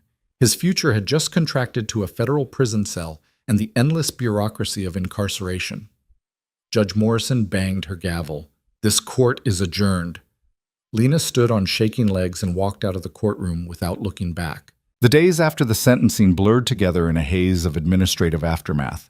There were meetings with Rebecca to discuss the divorce proceedings, which would move forward now that Dante was officially a convicted felon with no assets to fight over. There were calls from the federal prosecutor's office about restitution and whether Lena would be expected to contribute. Rebecca handled those with the firm assertion that Lena had cooperated fully and her independent assets were exactly that, independent. There was a brief media storm when the sentencing hit the news, with reporters trying to track Lena down for interviews. She refused them all, let Rebecca issue a simple statement about moving forward with her life, and deleted her social media accounts to avoid the inevitable commentary from strangers who felt entitled to opinions about her choices. And there was the strange, disorienting work of building a life that didn't revolve around Dante's empire, or the trial, or the constant vigilance required to dismantle what she'd built. Lena started taking long walks through Boston, relearning the city as a free woman rather than a criminal's wife. She discovered neighborhoods she'd never explored, coffee shops where nobody knew her name, bookstores where she could spend hours among strangers who didn't care about her history. She signed up for a pottery class at the community center near her apartment, something tactile and creative and completely divorced from accounting or crime or anything that required her brain to perform calculations. She was terrible at pottery. Her first bowl looked like something a kindergartner might produce, lopsided and thick-walled and vaguely obscene. But there was something liberating about being bad at something, about trying and failing without consequences beyond a misshapen lump of clay. The instructor, a patient woman named Ruth who wore clay-stained overalls and had kind eyes, encouraged her. "You're gripping too tight. The clay needs room to move. Relax your hands." Lena tried to relax, felt the clay shift and collapse under her touch. Started over. Tried again, failed again, kept trying. It felt like learning to breathe. 3 weeks after the sentencing, Marco was released from federal custody on medical compassionate release. Advanced liver disease, apparently, accelerated by decades of stress and alcohol and the particular toxicity that came from living adjacent to violence. Rebecca mentioned it in passing during a phone call about the divorce papers. "He's in hospice," Rebecca said. "Maybe 6 months. I thought you'd want to know." Lena sat with this information, testing it for emotional weight. Marco, who'd understood her better than Dante ever had. Marco, who told her she was the foundation and watched her walk away. Marco, dying slowly in some sterile facility, while Dante rotted in prison and she built lopsided bowls in a community center pottery studio. "Thank you for telling me," Lena said. She thought about visiting him, then decided against it. Some goodbyes didn't need to be spoken. Some chapters closed themselves without ceremony. But 2 days later, she found herself standing outside the hospice facility in Brookline, holding a container of the Italian cookies Marco had always ordered at restaurants, the ones with almonds and powdered sugar that dissolved on your tongue like snow. She told herself she was just passing by, that bringing cookies was a pointless gesture toward a man who probably couldn't eat solid food anymore. But her feet had carried her through the entrance anyway, past the reception desk, and up to the 3rd floor where Marco's room waited at the end of a long antiseptic hallway. She knocked softly. "Come in." His voice was thinner than she remembered, hollowed out by illness and regret. Marco was sitting in a chair by the window, wearing a bathrobe that hung on his diminished frame like a costume. His skin had taken on the yellow tinge of liver failure, and an IV drip connected to his arm delivered whatever cocktail of medications was keeping death at a polite distance. but his eyes were still sharp, still recognizing her immediately.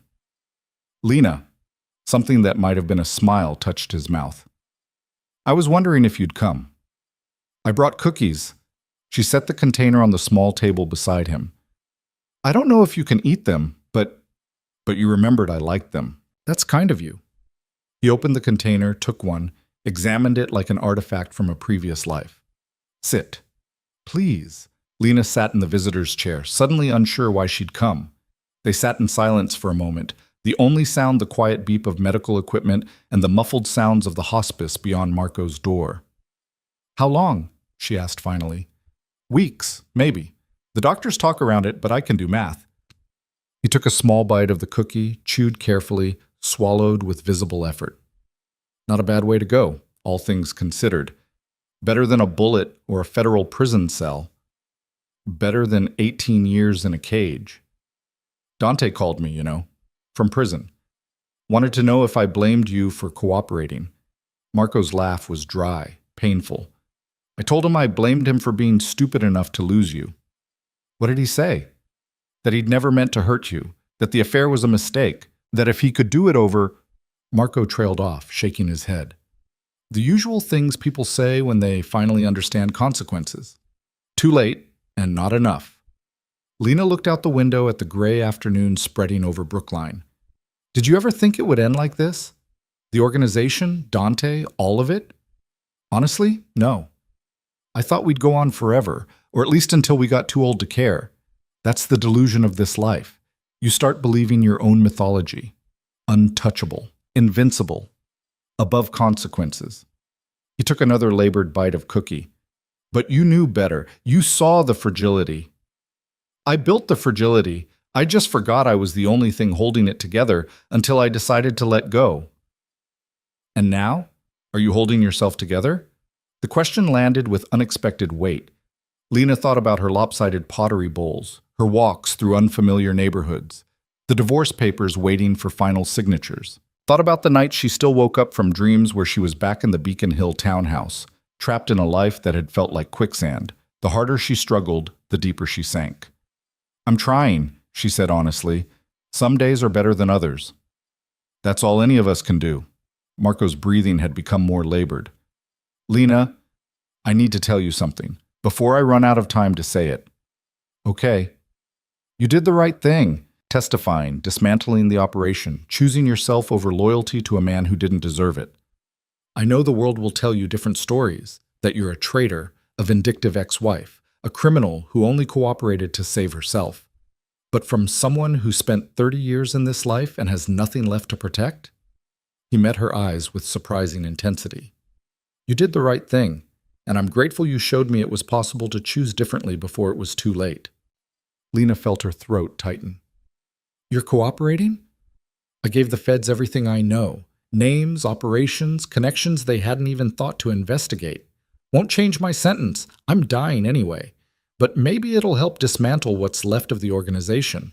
Maybe some kid who would have been recruited next year won't be because the structure doesn't exist anymore."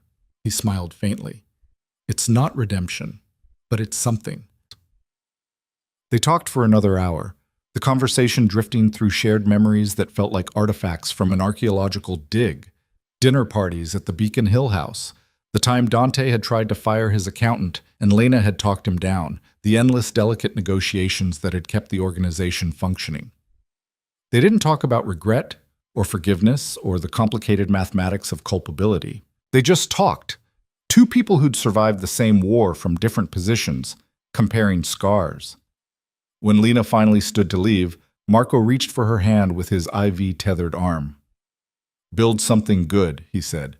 "You're smart enough and strong enough, and you've earned the right to a life that doesn't require you to compromise who you are. Promise me you'll do that." "I promise," Lena said, and meant it. She left the hospice facility as afternoon tilted toward evening, the container of cookies lighter by 2, and her chest tight with emotions she couldn't quite name. She drove home slowly, through traffic that felt like meditation, and when she reached her apartment, she poured herself a glass of water instead of wine and sat by the window watching the city light up against the gathering dark.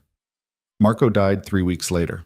Lena learned about it from a brief obituary in the Globe that mentioned his conviction but not his cooperation, his criminal career but not his final attempt at something resembling conscience. She attended the funeral, a small, sparse affair in a Catholic church in the North End, attended by maybe 15 people who all looked like they'd rather be anywhere else. Dante wasn't there, obviously. Prison didn't grant furlough for criminals' funerals. But Lena saw Tony and a few others from the old crew, their faces harder now, marked by trials and sentences and the dissolution of everything they'd thought was permanent. They looked at her with expressions ranging from hatred to resignation, and she looked back with the calm of someone who'd already faced the worst judgment she could imagine and survived it.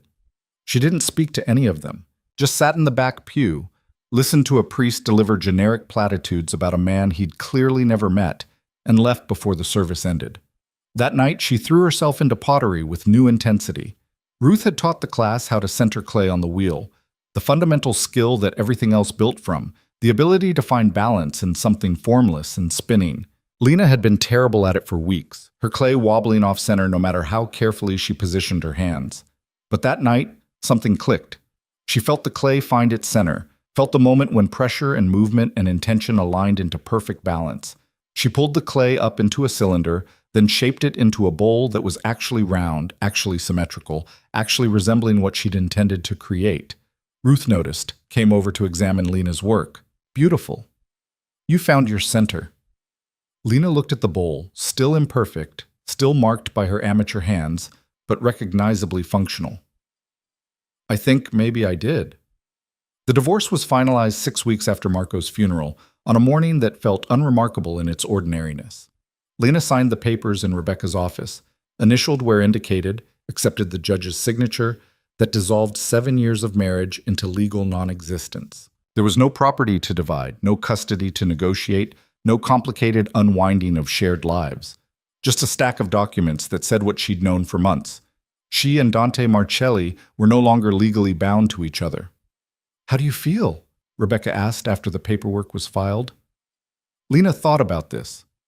Lighter, like I've been carrying something heavy for so long I forgot what my shoulders felt like without the weight. That's good. That's healthy. Rebecca smiled. What's next for you? I have a job interview tomorrow. Small accounting firm, completely legitimate. They're looking for someone to handle tax preparation and financial planning for small business clients. Will you tell them about...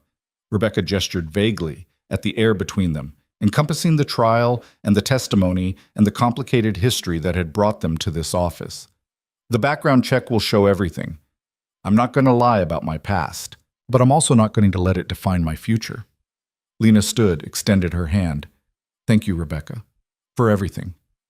They shook hands, and Lena walked out of the law office feeling like she'd just completed some kind of transformation ritual. She was no longer Lena Marcelli, mob wife.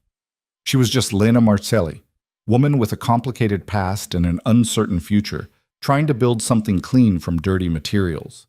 The job interview went better than she'd expected.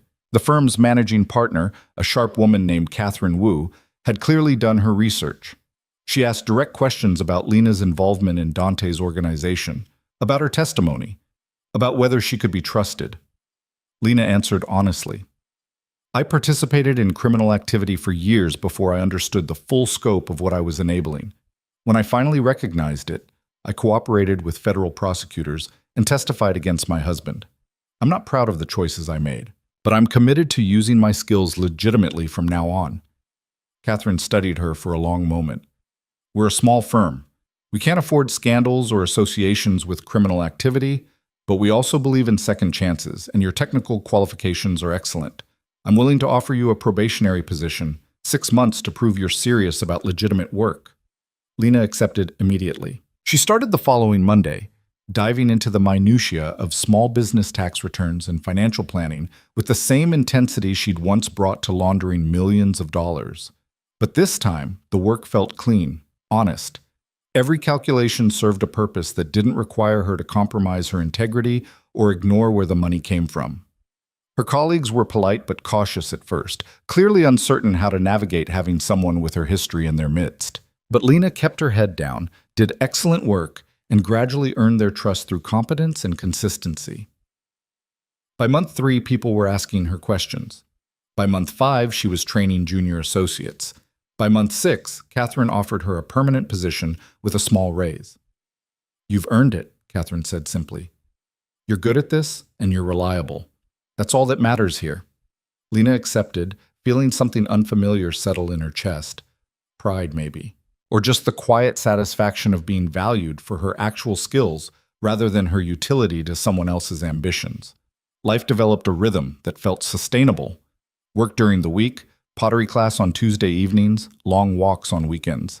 She made friends slowly, other women in the pottery class, a neighbor who borrowed sugar and stayed for coffee, colleagues who invited her to happy hours she occasionally attended. None of them knew about Dante or the trial, or the empire she'd dismantled.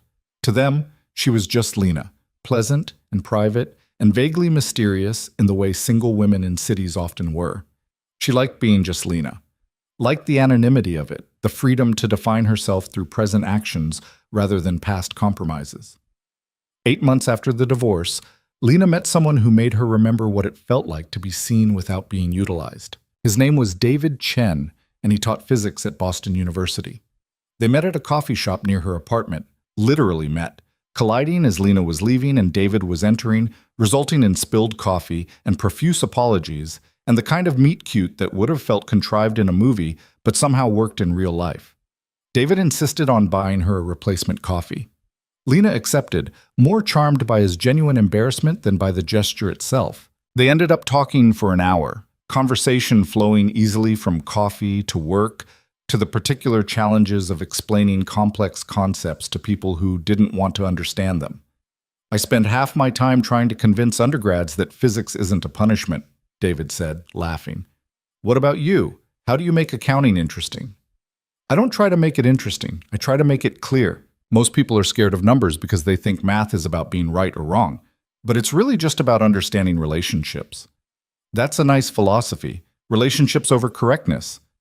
It applies to more than just accounting," Lena said, and meant it.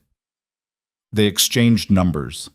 David texted her the next day with a terrible physics pun that made Lena laugh out loud in her office. They went to dinner the following week, the casual Italian place that served excellent pasta and cheap wine and felt worlds away from the expensive restaurants Dante had preferred, where being seen mattered more than the food. David was different from Dante in every way that mattered. He asked questions and listened to answers.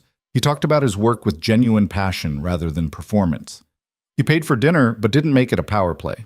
And when he walked Lena to her car afterward and asked if he could see her again, it felt like a request rather than an assumption. "I'd like that," Lena said, and discovered she meant it completely. They took things slowly, building something deliberate rather than desperate. David didn't pry into her past. He'd Googled her after they met, found the trial coverage, and addressed it directly over their third dinner. "I know about your ex-husband," he said simply, "and I know you testified against him. If you want to talk about it, I'm happy to listen. If you don't, that's fine too. But I wanted you to know that I know, so you don't have to carry it around like a secret." Lena had felt something loosen in her chest. "Thank you for being direct about it, for not pretending you don't know or treating me like I'm fragile." "You don't seem fragile. You seem like someone who survived something difficult and came out stronger." "I don't know about stronger, but I came out." "That counts for a lot." They'd held hands across the table, and Lena had felt the unfamiliar sensation of being known without being judged, of her history acknowledged without becoming her entire identity. 6 months into dating David, Lena received a letter from Dante. It arrived on a Tuesday, forwarded through Rebecca's office with a note saying the prison had sent it to her firm since Dante didn't have Lena's current address. The envelope was standard prison issue, Dante's handwriting on the front still confident despite everything. Lena stared at it for a full minute before opening it, heart beating faster than she wanted to admit. The letter inside was 3 pages, handwritten, surprisingly coherent. "Dear Lena, I don't know if you'll read this. I don't know if you should, but I've been thinking a lot over the past year. Hard not to think when you have 18 years stretching ahead of you with nothing but time. And I needed to say some things, even if you never respond. First, I'm sorry. I know I said that at the sentencing, but I need to say it again, more specifically. I'm sorry for the affair. I'm sorry for taking you for granted. I'm sorry for building a life that required you to compromise yourself. I'm sorry for treating you like infrastructure instead of a partner. I'm sorry for not seeing what I had until it was gone. Second, you were right about everything. The empire wasn't mine, it was ours, and mostly yours. I was just the face, the performer. You were the foundation, the architect, the reason any of it worked, and I destroyed it the moment I forgot that. Third, I don't blame you for what you did. I blamed you for a while. It's easier to be angry than to accept responsibility. But anger doesn't last when you're locked in an 8x10 cell with nothing but your own thoughts. Eventually you have to face the truth. You didn't betray me. You stopped enabling me. There's a difference. I'm not writing this to ask for forgiveness. I don't deserve that and I don't expect it. I'm writing because I want you to know that I finally understand what I lost. Not the empire, not the money, not the power. You. I lost you. And that's the sentence that actually matters. I heard you're doing well. Marco told me before he died that you were building something clean, something honest. I'm glad. You deserve that. You always deserve better than what I gave you. I hope you're happy, Lena. I hope you found someone who sees you, really sees you, not just what you can do, but who you are. I hope you've built a life that doesn't require you to sacrifice yourself. I hope you've forgiven yourself for whatever role you think you played in my choices, because my choices were mine, not yours. I'll be in here for a long time, long enough to become a different person, maybe. Long enough to understand what it means to lose everything and face what's left. I don't know if I'll be better when I get out, but I know I can't be worse than I was. Take care of yourself. Dante Lena read the letter twice, then folded it carefully and put it in her desk drawer. She didn't respond, didn't know how to respond, or if responding would serve any purpose beyond reopening wounds that had finally started to scar over. The letter felt true, painfully, belatedly true. But truth without timing was just sentiment. Dante had finally learned to see her, but he'd learned it 18 years too late and from a prison cell, and Lena had already learned to see herself without needing his recognition. She told David about the letter that night, curled up on his couch after dinner while rain hammered against the windows. "Do you want to respond?" David asked, his arm warm around her shoulders. "I don't think so." "What would I say? That I appreciate his apology, but it doesn't change anything? That I hope he finds peace, but I've already found mine?" "You could say exactly that. Or I could just let it be. Let him have his epiphany in prison. Let me have my life here. Not everything needs closure.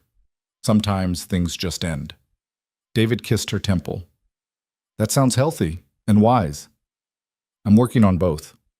They sat in comfortable silence, listening to the rain, and Lena felt grateful for the particular gift of being with someone who didn't need her to perform strength or vulnerability, who let her just be complicated and uncertain and human.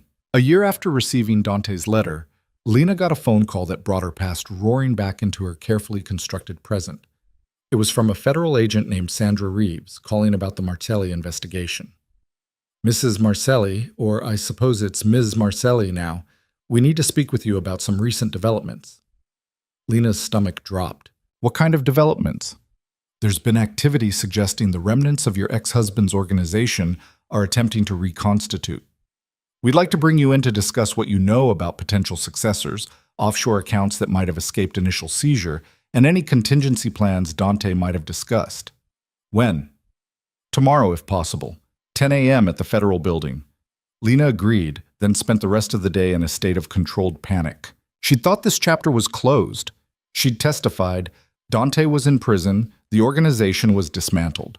What could possibly be left to resurface? The meeting the next morning provided unwelcome answers.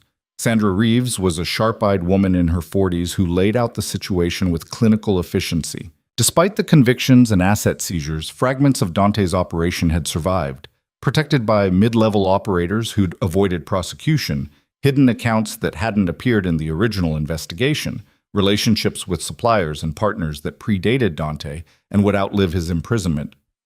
"We're seeing signs of reorganization," Sandra explained, spreading photographs across the conference table. "New faces running old operations, money moving through channels we thought we'd shut down. And intelligence suggests they're using infrastructure you helped build, shell corporations we missed, accounts in jurisdictions where our subpoena power is limited." Lena studied the photographs. recognized some faces, saw patterns she'd designed being repurposed by people who'd learned from Dante's mistakes. "What do you need from me? Information?" "Your testimony was invaluable for Dante's prosecution, but you focused on what we could prove in court. Now we need to understand the full architecture, everything you built, everything you knew, even if it wasn't evidentially strong enough for the original trial. You want me to help you finish dismantling what's left?" "Yes." Lena thought about the life she'd built, the careful distance she'd maintained from her past, the fragile peace she'd constructed. Thought about David and her job and her pottery class and all the ordinary, beautiful things that required her to be just Lena, not Lena the mob wife who testified. Then she thought about the people who'd been harmed by Dante's organization, about the new victims being created by its resurrection, about the responsibility she carried for having built the machine in the first place. "Okay," she said, "I'll help, but I have conditions." She negotiated those conditions carefully. Her cooperation would be limited to information sharing and testimony if needed, but she wouldn't go undercover or participate in active investigations. Her current life, her job, her relationship, her carefully earned anonymity would be protected as much as possible. And when this was finished, it would be truly finished. No more callbacks, no more investigations, no more asking her to be the institutional memory of crimes she'd helped commit. Sandra agreed to all of it. The work consumed the next 6 months, meetings with federal investigators, combing through old records, identifying patterns and connections she'd built years ago and half forgotten. It was exhausting, emotionally draining, like performing archaeology on her own compromised past. But it was also clarifying. Every shell corporation she helped them close, every account she helped them seize, felt like one more piece of the machine being dismantled permanently. David supported her through it with steady patience, never asking for details she couldn't share, just being present when she came home exhausted and haunted by memories of who she'd been. "I built so much harm," she told him one night, voice breaking. "All those years I told myself I was just managing finances, just handling logistics. But logistics of evil is still evil." "You're dismantling it now," David said gently. "That has to count for something." "Does it? Or am I just trying to buy back my own conscience with cooperation that should have come 7 years earlier?" "I think you're doing what you can with the understanding you have now. That's all any of us can do." The final arrest came in a coordinated sweep across 4 states, taking down the reconstituted leadership and seizing assets across multiple jurisdictions. The news coverage was significant but brief. Organized crime prosecutions didn't hold public attention the way they used to, and this was essentially cleaning up the remnants of an empire already fallen. Lena watched the coverage from her apartment, David beside her, and felt something finally settle. It was done. Truly. Completely done. The machine she'd built was dismantled beyond repair, its pieces scattered and seized and rendered permanently non-functional. Sandra Reeves called to thank her. "Your cooperation was essential. We couldn't have done this without you." "I hope I never hear from you again," Lena said, not unkindly. "Understood. Good luck, Miss Martelli." "Thank you. I think I might finally have some." She'd earned it, the luck, the peace, the future that stretched ahead of her unmarked by the crimes of her past. She'd earned it through cooperation and testimony and the hard, unglamorous work of helping dismantle what she'd built. It wasn't redemption. She didn't believe in redemption, didn't think you could erase harm by later preventing it. But it was something, an accounting that, if it didn't balance the books, at least moved toward equilibrium. That night, Lena and David went to her pottery studio. She'd been working on a set of bowls for weeks, practicing the centering and pulling and shaping until her hands knew the movements without thought. She threw her best bowl yet that evening, perfectly centered, walls even and thin, rim smooth and level. When she lifted it off the wheel and set it aside to dry, it felt like completion. "That's beautiful," David said, watching from a nearby stool. "It's just a bowl. It's a bowl you made, from formless clay into something useful and beautiful. That's not nothing." Lena looked at her hands, clay-stained and strong, hands that had built empires and dismantled them, hands that had signed documents of fraud and documents of testimony, hands that were learning to create things that didn't require her to compromise herself. "No," she agreed softly. "It's not nothing." The bowl sat on Lena's kitchen counter for 3 weeks, glazed in a deep blue that reminded her of winter oceans, perfect in its imperfections. She used it every morning for oatmeal, found strange comfort in the weight of something she'd made with her own hands, something that served a purpose without requiring moral compromise. David noticed, mentioned it one Saturday morning while they were making breakfast together in her apartment. "You smile every time you use that bowl," he said, cracking eggs into a pan. "It's subtle, but it's there." "Do I?" "You do. Like you're remembering something good." Lena ran her finger along the bowl's rim, feeling the slight asymmetry that marked it as handmade, human, hers. "I think I'm just pleased I finally made something that doesn't fall apart or leak or look like a kindergarten project. Or maybe you're pleased you made something at all. Something that exists because you wanted it to, not because someone needed you to." The observation landed with unexpected weight. Lena set the bowl down carefully, turned to look at David standing at her stove in his weekend clothes, worn jeans and a BU Physics Department t-shirt that had seen better days, and felt a surge of gratitude for this man who saw her clearly and chose to stay anyway. "I love you," she said, the words surprising her even as she spoke them. David turned from the stove, spatula in hand, expression shifting from surprise to something softer. Yeah, I know we haven't been together that long, and I know my life is complicated and my past is messy, but I love you, and I wanted you to know that." He set the spatula down, crossed to her in 3 steps, and kissed her with the kind of certainty that felt like an answer to questions she'd been too afraid to ask. When they broke apart, he was smiling. "I love you too. Have for a while, actually. Was just waiting for the right moment to say it." "This is the right moment? Me having an emotional breakthrough over a cereal bowl?" "This is a perfect moment. Real and messy and completely yours." They ate breakfast together in the morning light filtering through her windows, and Lena thought about how different this felt from her marriage to Dante. How love without power dynamics was quieter, steadier, less dramatic, but infinitely more sustainable. She'd spent 7 years performing the role of devoted wife while slowly disappearing inside it. With David, she was just herself, complicated and scarred, and learning to build a life from honest materials, and that was enough. 3 months later, during a spring that arrived late and ferocious with sudden warmth, Lena received a phone call that threatened to unravel the careful piece she'd constructed. The number was blocked, which should have been her first warning. She answered anyway, distracted by a client's tax return that wasn't balancing properly, expecting a telemarketer or wrong number. "Lena Marcelli," a woman's voice, unfamiliar and sharp with urgency. "Speaking. Who is this?" "My name is Jennifer Hassan. I'm a reporter with the Boston Investigative Press. I'm working on a story about the Marcelli criminal organization and the role women played in its operation. I was hoping we could talk." Lena's entire body went cold. "I have nothing to say to you." "I understand your reluctance, but no, you don't understand. I testified. I cooperated with federal investigators. I've done everything the legal system required. I don't owe the media my story." "With respect, Ms. Marcelli, your story is already public. Court transcripts, trial coverage, federal documents. It's all a matter of record. I'm not trying to expose you. I'm trying to understand the broader pattern of how criminal organizations exploit women's labor while rendering them invisible." Lena hesitated, hand tightening on her phone. "What do you mean, broader pattern?" "You're not the only one. We've identified at least 7 other cases in the past decade where wives, girlfriends, or female associates managed the financial infrastructure of criminal enterprises while the male leadership took credit and visibility. Some testified like you did. Others went to prison. A few died. I want to tell their stories, including yours, in a way that centers their expertise and agency rather than treating them as accessories to male crime. That's," Lena struggled for words, "that's actually a worthwhile project, but I still don't want to participate." "Can I ask why?" "Off the record." "Because I've worked very hard to build a life that isn't defined by my ex-husband's crimes or my testimony.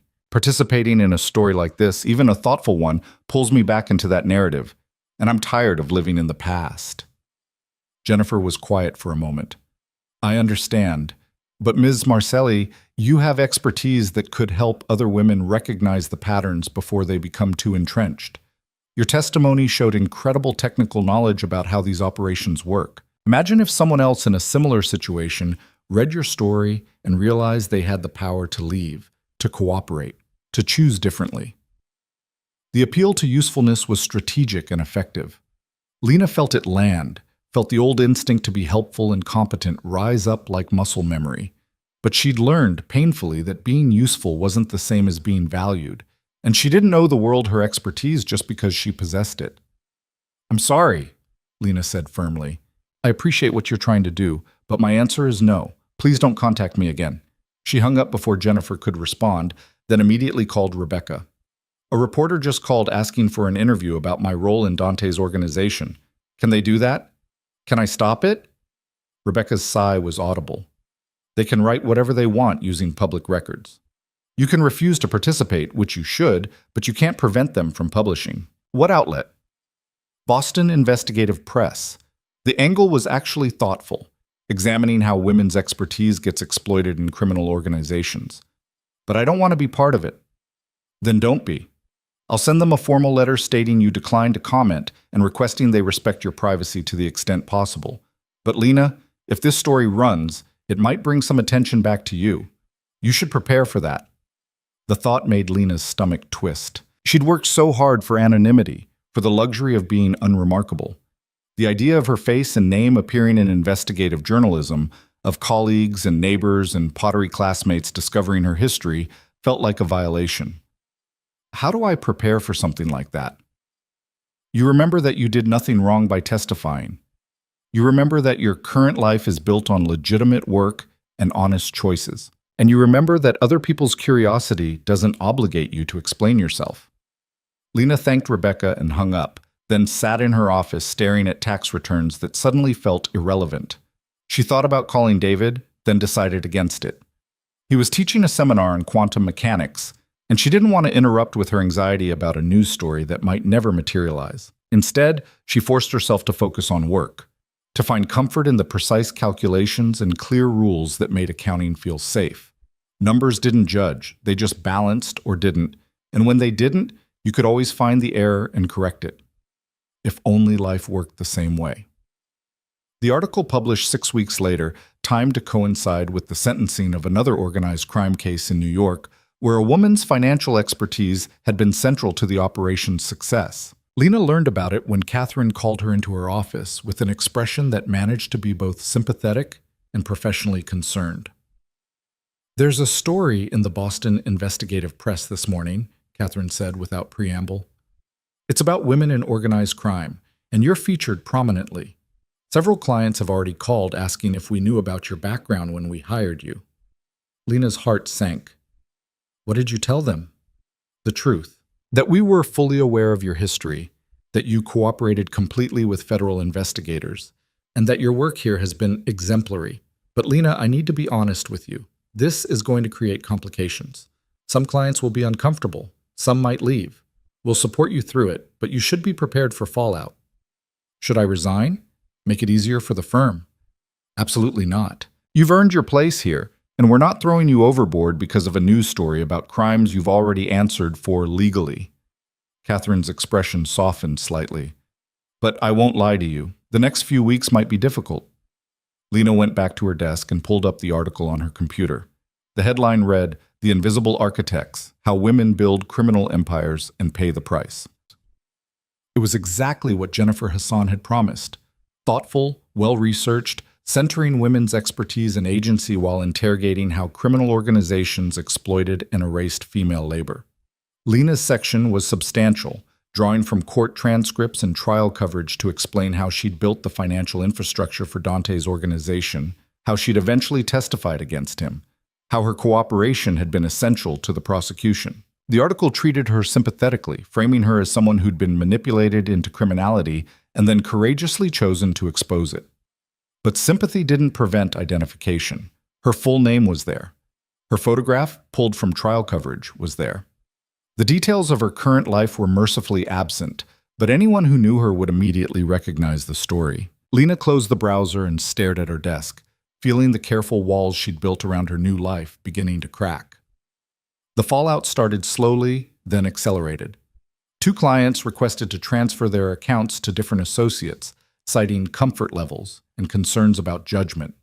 A colleague who'd been friendly grew distant, conversations becoming stiff and awkward.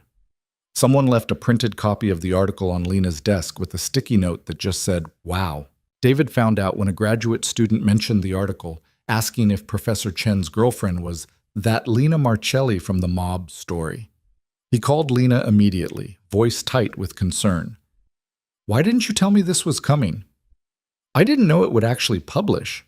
The reporter called weeks ago, and I refused to participate. I thought maybe she'd drop it." "Lena, my department is gossiping about you. Students are asking questions. I don't care about your past, you know I don't. But I care that you're dealing with this alone." "I'm not alone. I have you." "Do you?" "Because you didn't tell me about the reporter. You didn't tell me you were worried about exposure. You just handled it yourself, like you handle everything yourself." The criticism stung because it was accurate. Lena had spent so long being self-sufficient, so long believing that needing help was weakness, that she'd forgotten how to actually share burdens rather than just report on them. "You're right," she said quietly. "I'm sorry. I should have told you. I don't want apologies. I want partnership. I want you to trust me with the hard stuff, not just the good stuff. I'm trying. I'm still learning how to do that." "I know. But Lena, if we're going to build something together, you have to let me in. All the way in, not just the parts you've already processed and packaged and made acceptable." They talked for another hour, working through the immediate crisis and the deeper patterns it revealed. David was patient but firm, making clear that he loved her but wouldn't tolerate being kept at arm's length. Lena listened and heard herself making the same mistakes she'd made in her marriage, trying to be useful instead of vulnerable, trying to protect instead of share, trying to manage perception instead of invite intimacy. "I don't want to lose you," she said finally, voice raw. "Then don't push me away. Let me help. Let me be your partner in this, not just your boyfriend who gets updates after you've already handled everything." "Okay, I'll try. I promise I'll try." The article's impact rippled through her life in ways both predictable and surprising. The pottery studio became awkward when Ruth asked, gently, if Lena was the woman from that article about mob wives. Lena confirmed and waited for judgment that never quite came. Ruth just nodded and said, "Well, you make beautiful bowls now, and that's what matters here." Her neighbors were less kind. Someone spray-painted "snitch" on her building's exterior wall, and while Lena couldn't prove it was directed at her specifically, the timing felt pointed. The building manager had it cleaned within hours, but the message lingered. Most painfully, her mother called from Florida, voice trembling with a complicated mixture of concern and reproach. "Lena, I'm reading about your marriage in a national publication. Why didn't you tell me it was this bad? Why didn't you ask for help?" "Because you taught me to handle my own problems, Mom. You taught me that asking for help was admitting failure. I taught you to be independent, not to marry a criminal and then testify against him in federal court. You also taught me that when you make mistakes, you fix them. That's what I did. I fixed it." The conversation devolved into old patterns. Her mother's disappointment dressed up as concern, Lena's defenses disguised as explanations, both of them talking past each other toward conclusions they'd reached years ago. They hung up with mutual promises to talk again soon, promises they both knew were half-hearted at best. But amid the fallout, something unexpected happened. Women started reaching out. The first email came through the firm's general contact form, forwarded to Lena by Catherine with a note saying, "Your call, whether to respond." The message was from someone who signed herself only as M and wrote, "I read the article about you. I'm in a similar situation. My boyfriend handles money for people I don't want to know about, and he's asked me to help with bookkeeping. I don't know what to do. I don't know who to trust. But reading your story made me think maybe I don't have to just accept this. Thank you for being brave enough to leave." Lena read the email 3 times, feeling the weight of another woman's fear and hope pressing against her carefully maintained boundaries. She thought about ignoring it, about protecting her privacy and her peace. Then she thought about who she'd been 7 years ago, smart and in love and slowly drowning without recognizing water. She wrote back, "Trust your instincts. If something feels wrong, it probably is. Document everything you can, quietly.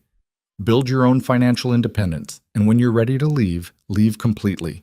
Don't warn him, don't negotiate, don't give him time to trap you. Just go. And then cooperate with authorities if they come asking, because your silence protects him at the cost of yourself. More emails followed. Women in similar situations. Women who'd already left. Women who were still trapped and searching for permission to choose themselves. Lena answered when she could, offering practical advice drawn from brutal experience.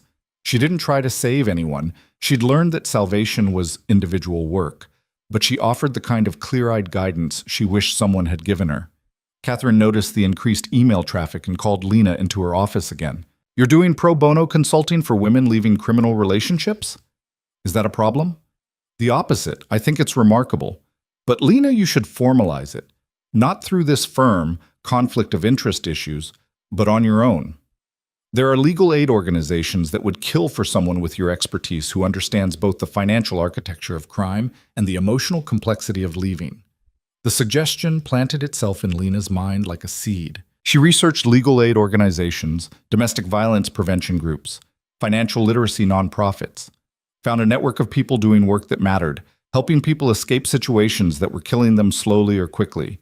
Reached out to a woman named Sarah Martinez who ran an organization called Freedom Path that helped women leave abusive and criminal relationships. Sarah and Lena met for coffee, and Lena explained her background with the kind of direct honesty she was learning to offer. "I managed the finances for a criminal organization for 7 years before I understood what I was doing, and another 5 after. I testified against my husband, cooperated with federal investigators, and now I work as a legitimate accountant. I'm not a lawyer or a social worker, but I understand how money moves in these operations, and I know how to help someone build financial independence quietly." Sarah listened with the focused attention of someone who'd heard 1,000 difficult stories and still believed in happy endings. "Could you teach that? Could you run workshops for women in our program on financial literacy, documentation, asset protection?" "I think so. Yes. We can't pay much. Nonprofits never can. But we can offer you the chance to turn your expertise into something that helps people instead of hurting them." Lena felt something shift in her chest, something that felt almost like redemption, except she still didn't believe in redemption. But maybe she believed in transformation. Maybe she believed in using what you knew to build something better than what you'd left behind. "I'm in," she said. The workshop started small. 8 women in a community center conference room, all of them in various stages of leaving relationships or criminal situations, all of them looking at Lena with a mixture of hope and skepticism. She taught them how to open bank accounts their partners couldn't access, how to document assets and income quietly, how to build credit in their own names, how to recognize when financial control was really a form of abuse. She told them her story, not as confession, but as case study. "Here's what I did wrong. Here's what I learned.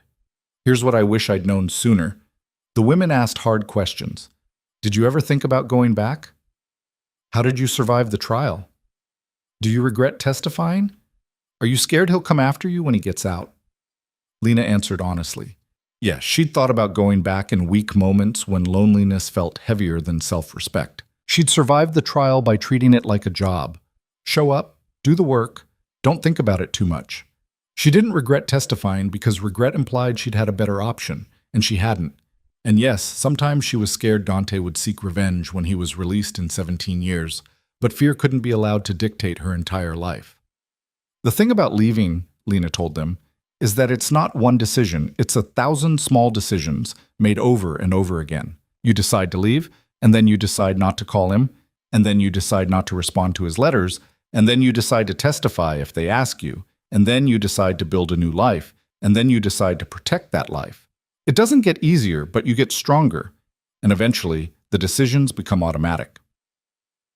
After the 4th workshop, a woman named Angela approached Lena, hands shaking slightly as she held out a folded piece of paper. "I documented everything you said, account numbers, shell companies, how he moves money through his construction business. I'm leaving next week, and I want to know if the police come asking, should I talk to them?" Lena looked at the paper, recognized the careful handwriting of someone who'd paid attention and taken notes, and decided her freedom was worth the risk. "Do you have a lawyer?" "Not yet." "Get one first. A good one who specializes in criminal defense and witness protection if necessary. Then yes, talk to the police. But on your terms, with protection with immunity if possible. Will they believe me? If your documentation is good, they won't have a choice. Evidence speaks for itself.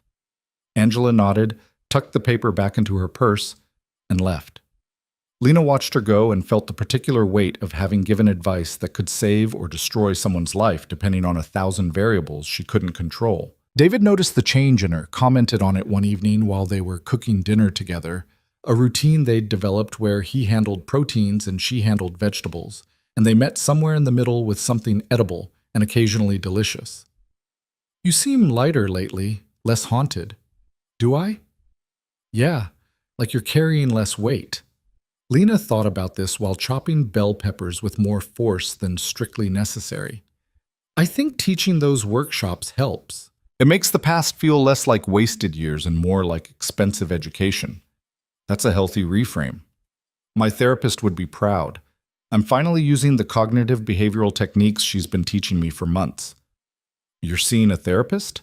David looked surprised. Since when? Since the article came out and I realized I couldn't keep processing trauma alone. I should have told you I started therapy. I'm still working on the whole sharing difficult things in real time skill. Well, I'm glad you're going, and I'm glad you told me, even if it's after the fact.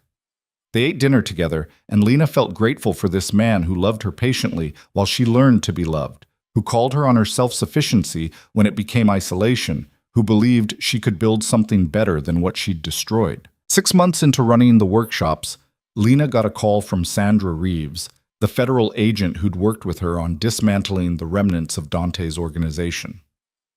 We've got a situation that might require your expertise, Sandra said without preamble. There's a case developing in Providence, similar structure to what Dante ran, but the financial architecture is even more sophisticated.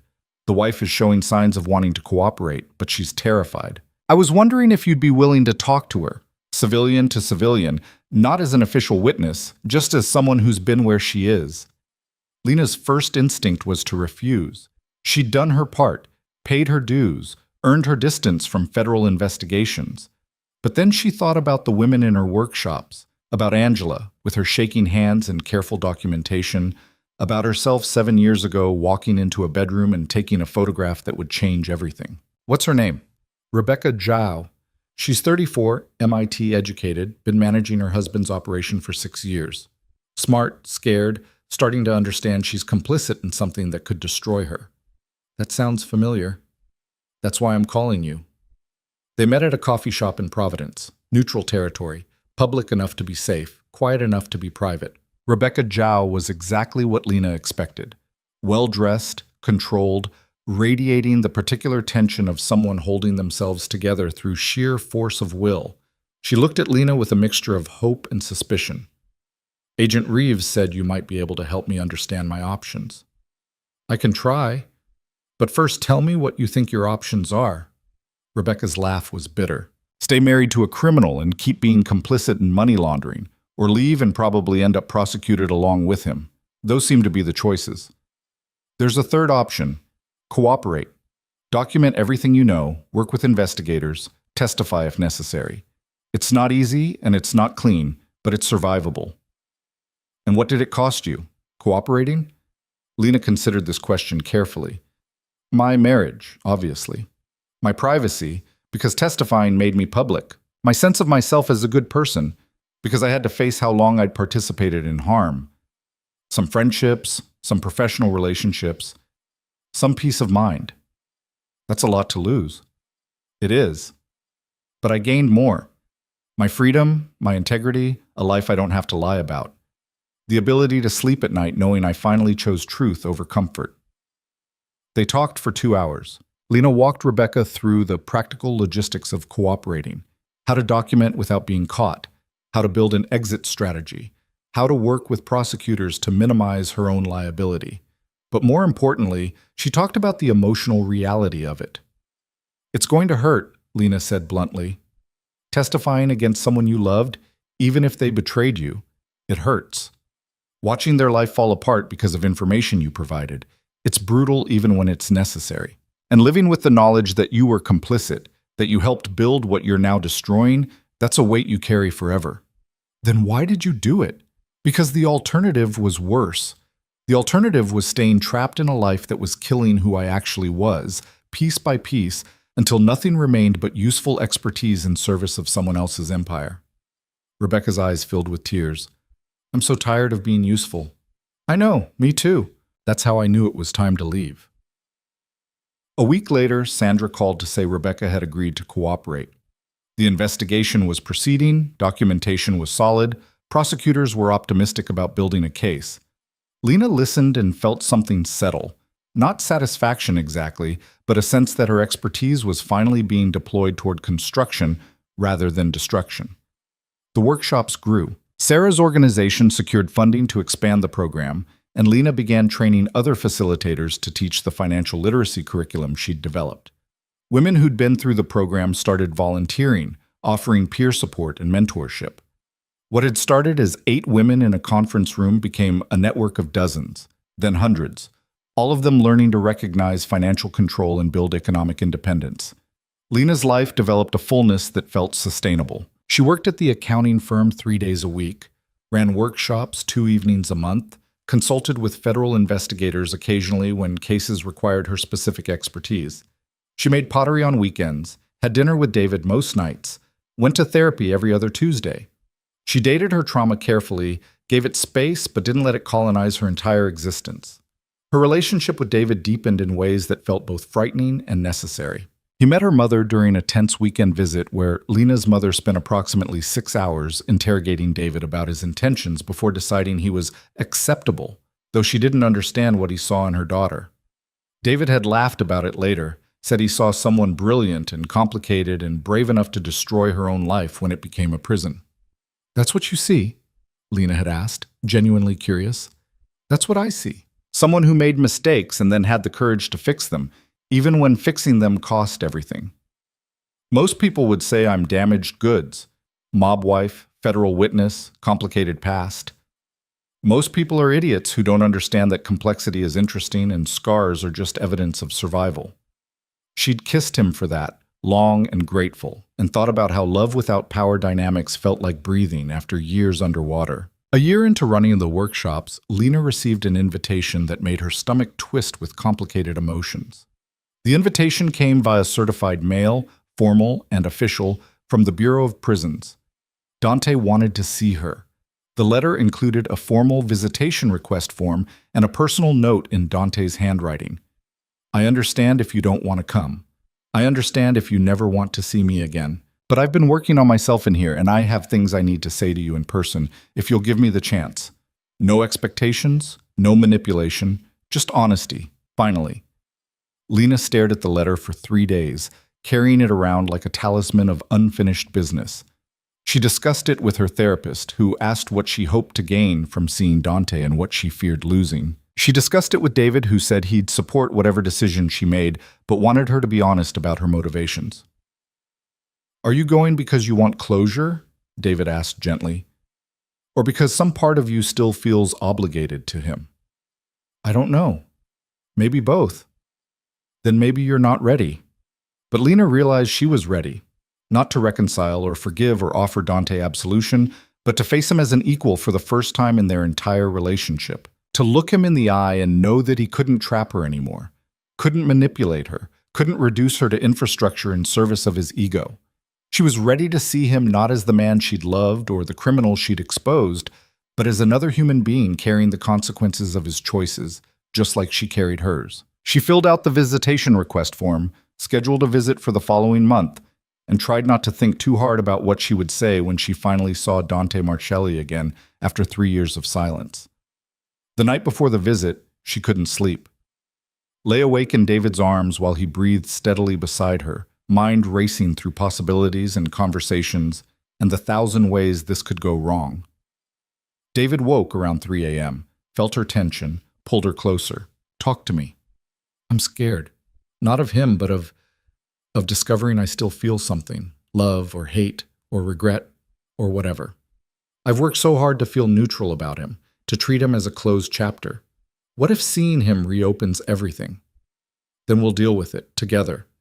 But Lena, I don't think you'd be this scared if you actually felt neutral.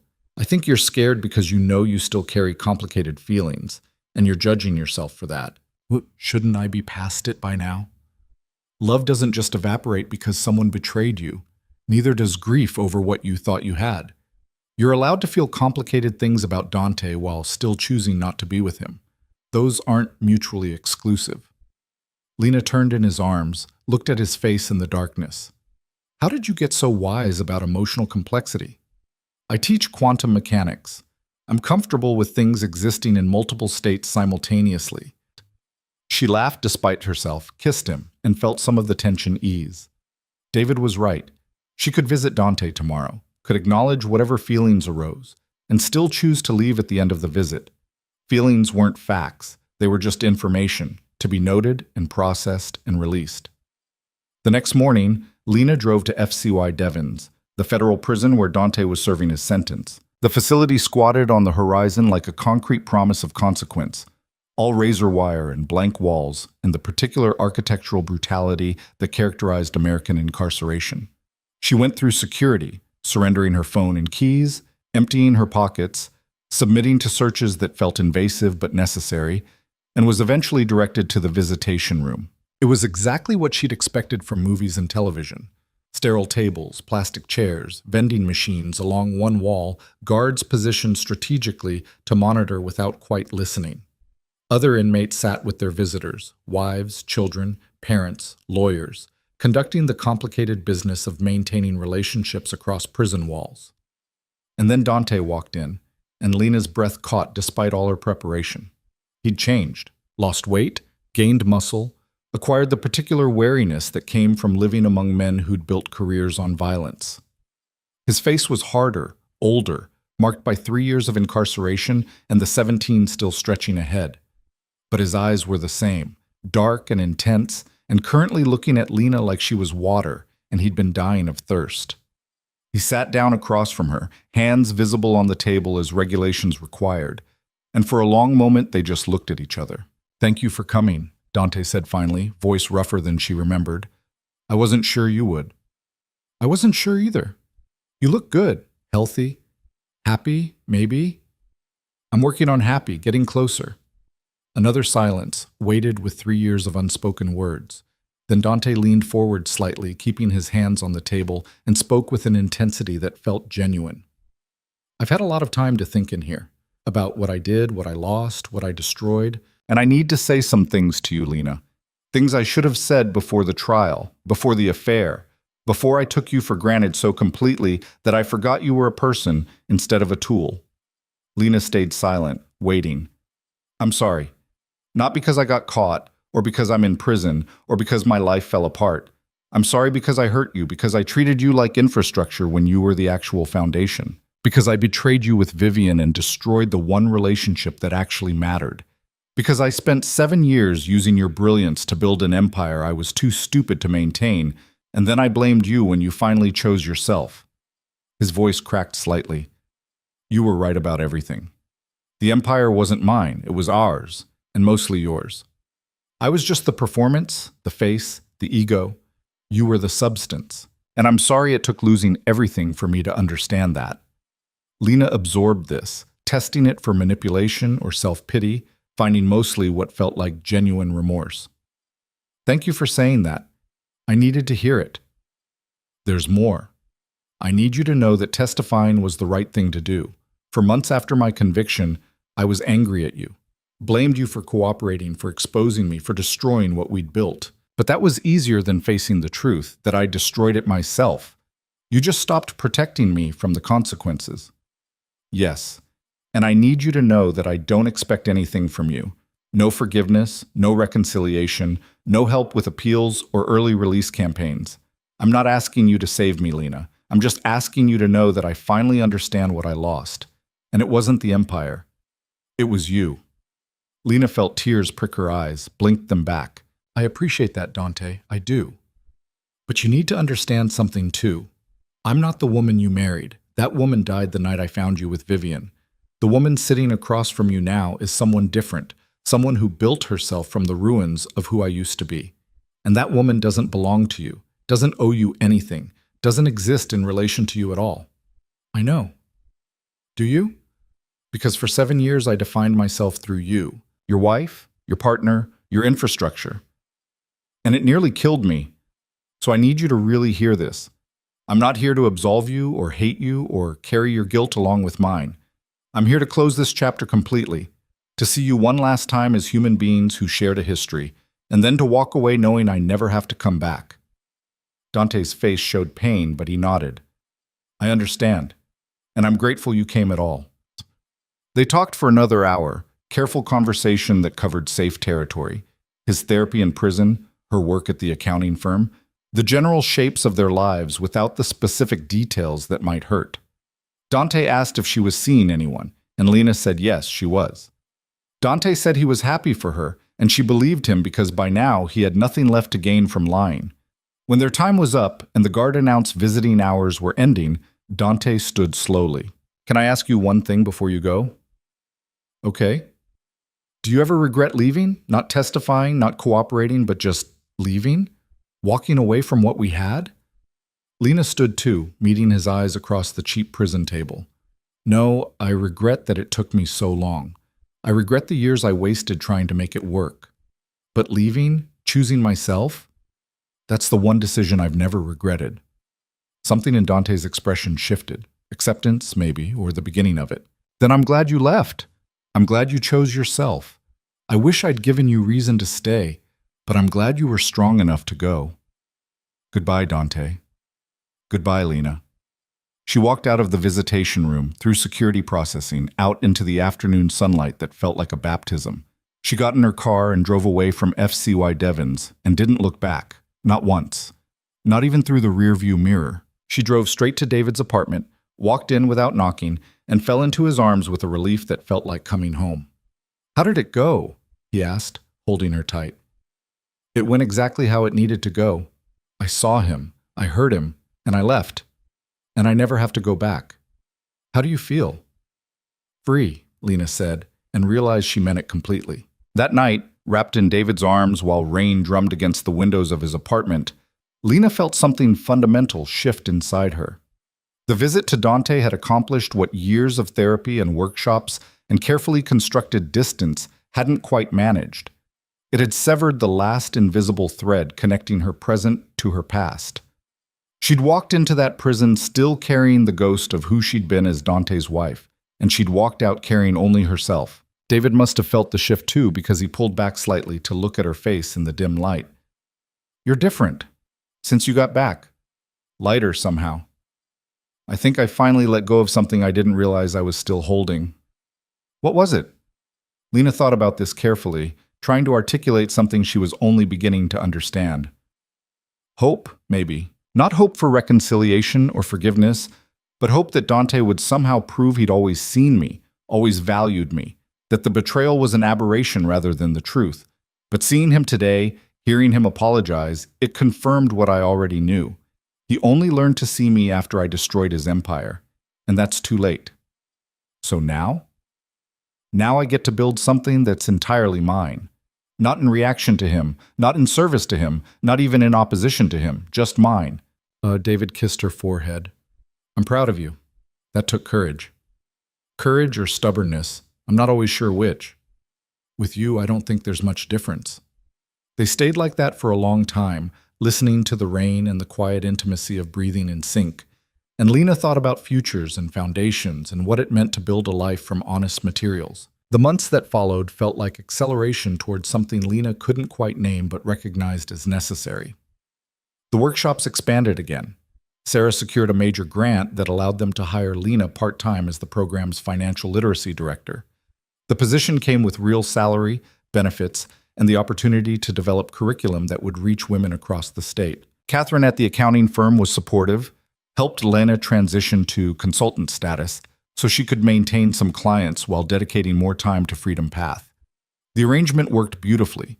Lena kept the intellectual challenge of complex tax work while gaining the emotional satisfaction of teaching women to recognize and escape financial coercion. One of those women was Rebecca Zhao, who'd cooperated with federal investigators and was now testifying in the trial that would likely send her husband to prison for 20 years. Rebecca started attending Lena's workshops, sitting in the back row with the particular tension of someone still processing trauma. And after the third session, she approached Lena with a question that felt like confession. Does it ever stop hurting, knowing you helped send someone you loved to prison? Lena considered lying, offering false comfort, then decided Rebecca deserved honesty. It stops being the loudest thing. It becomes background noise instead of a constant scream. But it doesn't disappear completely. You just learn to live with it. How? By building something better. By using what you learned to help other people. By accepting that you can't undo the harm you participated in, but you can prevent future harm. By forgiving yourself for being human and making mistakes, even terrible ones. Rebecca's eyes filled with tears. I'm so angry at myself for staying so long, for being so stupid. You weren't stupid. You were in love with someone who manipulated that love into complicity. That's not stupidity. That's just the particular tragedy of loving the wrong person at the wrong time in your life. Is that what you tell yourself? Every day, Lena admitted. Every single day. Rebecca became one of the program's most dedicated volunteers, her technical expertise in software engineering complementing Lena's financial knowledge. Together, they developed digital tools, encrypted budgeting apps, secure document storage systems, anonymous resource databases that helped women plan their exits with the kind of precision that saved lives. The work was exhausting and meaningful in equal measure. Lena would come home from a workshop emotionally wrung out, having listened to stories of abuse and coercion that echoed her own too closely, and David would be waiting with dinner and patience and the particular gift of not requiring her to be anything other than tired. You're making a difference, like he'd remind her on the nights when the weight of other women's trauma felt unbearable. Real, measurable difference. Women are leaving dangerous situations because you taught them how. That matters. I know it matters. I just wish it didn't hurt so much to matter. That's the price of actually giving a damn. If it didn't hurt, you wouldn't be doing it right. A year and a half after visiting Dante in prison, Lena received news that threatened to unravel the careful peace she'd built. Vivian Cruz was dead. The information came via a brief article in the Globe's Metro section. Woman found in her apartment in Somerville, apparent overdose, no signs of foul play. The article mentioned Vivian's connection to the Marcelli case almost as an afterthought, noted she'd struggled with substance abuse since her arrest for attempted fraud and the subsequent dissolution of the lifestyle she'd tried to steal. Lena read the obituary 3 times, searching for feelings and finding mostly numbness. She'd hated Vivian once, with the particular intensity reserved for women who'd climbed into her bed and tried to claim her life. But hatred required energy Lena no longer wanted to spend. Vivian had made her choices, had discovered too late that playing at being a mob wife and surviving as one required entirely different skill sets, and had apparently decided that oblivion was preferable to the hard work of rebuilding. Lena understood the impulse, even if she'd chosen differently. There had been moments, dark nights in hotel rooms, empty mornings in her new apartment, the crushing weight of testimony and exposure, when disappearing entirely had felt appealing. But she'd chosen to stay, to rebuild, to transform her expertise from destructive to constructive. Vivian had chosen otherwise. And Lena couldn't judge that, couldn't condemn it, could only feel a distant sadness for the waste of a life. She told David about Vivian's death that evening, voice steady but hands shaking slightly as she poured wine they both probably needed. How do you feel about it? David asked, always going straight to the emotional core. Sad, mostly. Not for her specifically. I didn't know her well enough to mourn her as a person, but sad for the whole trajectory. She wanted what she thought I had, not understanding that what I had was a prison dressed up as a palace. And when she realized the truth, she didn't have the tools or support to build something else. You had those tools. I had education and skills and enough arrogance to believe I could survive anything. Vivian had beauty and ambition and the bad luck to target a man whose empire was already collapsing. Different resources, different outcomes. Do you think you'll go to the funeral? Lena shook her head. No, we weren't friends. We were just 2 women who loved the same broken man and paid different prices for it. She doesn't need my presence at her funeral, and I don't need the closure. But that night, Lena found herself thinking about Vivian and all the women who didn't make it out, who didn't have the skills or luck or stubborn refusal to disappear that had saved Lena's life. She thought about how easily she could have been Vivian, overdosed in a cheap apartment, reduced to a footnote in someone else's criminal case, mourned by no one who actually knew her. The thought inspired something. The next morning, Lena called Sarah at Freedom Path with a proposal. We should start a memorial fund for women who don't make it out, women who die in abusive relationships, women who overdose after leaving, women who get killed by partners who won't let them go. We could use the fund to support survivors, to provide emergency resources, to make sure their deaths mean something beyond statistics. Sarah was quiet for a moment. That's beautiful, Lena, and necessary. Let's do it. They launched the Vivian Cruz Memorial Fund 3 months later, naming it after a woman who'd never know her death had inspired something constructive. The fund raised money through grants and donations, distributed emergency resources to women fleeing dangerous situations, and provided scholarships for survivors seeking education and training. The irony wasn't lost on Lena, using Vivian's name to help women in situations Vivian had deliberately entered, but irony didn't diminish the work's value. Women received emergency cash, temporary housing, legal assistance, and job training because Vivian Cruz's death had reminded Lena that survival was partly luck and partly support, and everyone deserved access to both. Rebecca Zhao became the fund's first scholarship recipient, using the money to complete her master's degree in cybersecurity while working part-time at Freedom Path. On the day she graduated, she found Lena in the audience and mouthed, "Thank you," across the crowded auditorium, and Lena felt the particular satisfaction of watching someone else's transformation succeed. 2 years after the prison visit, David proposed. It happened on an ordinary Saturday morning in Lena's apartment. No elaborate planning or public spectacle, just David making coffee in her kitchen and suddenly turning to her with a small velvet box in his hand and an expression of terrified hope on his face. "I know we haven't talked about this explicitly," he said, words tumbling out fast like he'd rehearsed them but forgotten the script. "And I know your last marriage ended badly, and you might not want to do this again. But Lena, I love you. I love who you are and who you're becoming and how you transform pain into purpose. I want to build a life with you, a real one, based on partnership and honesty and mutual respect. So I'm asking, will you marry me?" Lena's first instinct was panic. Marriage meant vulnerability, meant trusting someone with legal and emotional power over her life, meant risking everything she'd rebuilt. Her marriage to Dante had taught her that love could be a trap, that partnership could be exploitation disguised as intimacy. But then she looked at David, really looked at him, past the panic, and saw someone who'd spent 2 years proving he was different. Someone who'd never asked her to be useful instead of human, who'd never demanded her expertise in service of his ego, who'd loved her through workshops and trials and articles and prison visits without ever suggesting she owed him anything in return. "Yes," she heard herself say, voice steady despite the tears streaming down her face. "Yes, I'll marry you." David's relief was palpable. He slid the ring onto her finger, a simple band of platinum with a single sapphire that reminded Lena of the blue glaze on her favorite pottery bowl, and kissed her with the kind of certainty that felt like foundation instead of cage. They planned a small wedding, immediate family and close friends only, in a garden venue that felt worlds away from the elaborate Catholic ceremony Lena had endured with Dante. Rebecca stood as Lena's maid of honor, a symbolic choice that meant more than traditional friendship. Two women who'd survived similar prisons, celebrating the freedom to choose differently. Lena's mother flew in from Florida, still carrying complicated feelings about her daughter's history, but genuinely trying to be supportive.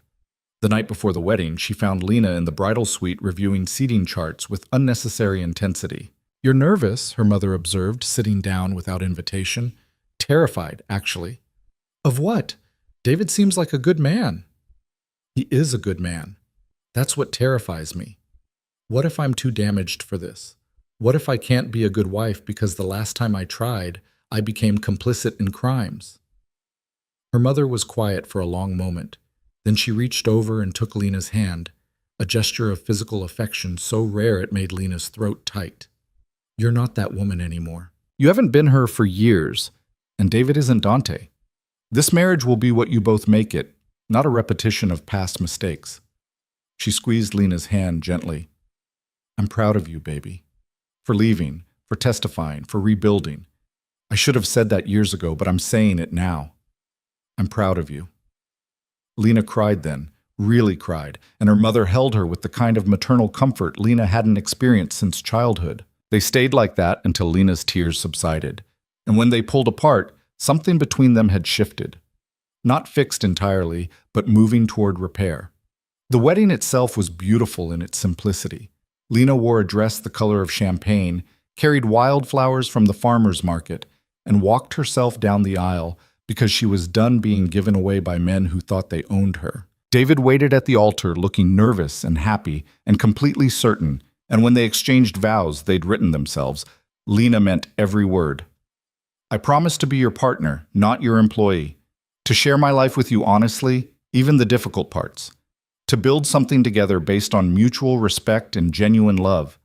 To never make you guess where you stand with me, and to trust you enough to be vulnerable. I promise to choose you every day, and to never make you feel like you're only as valuable as what you can do for me.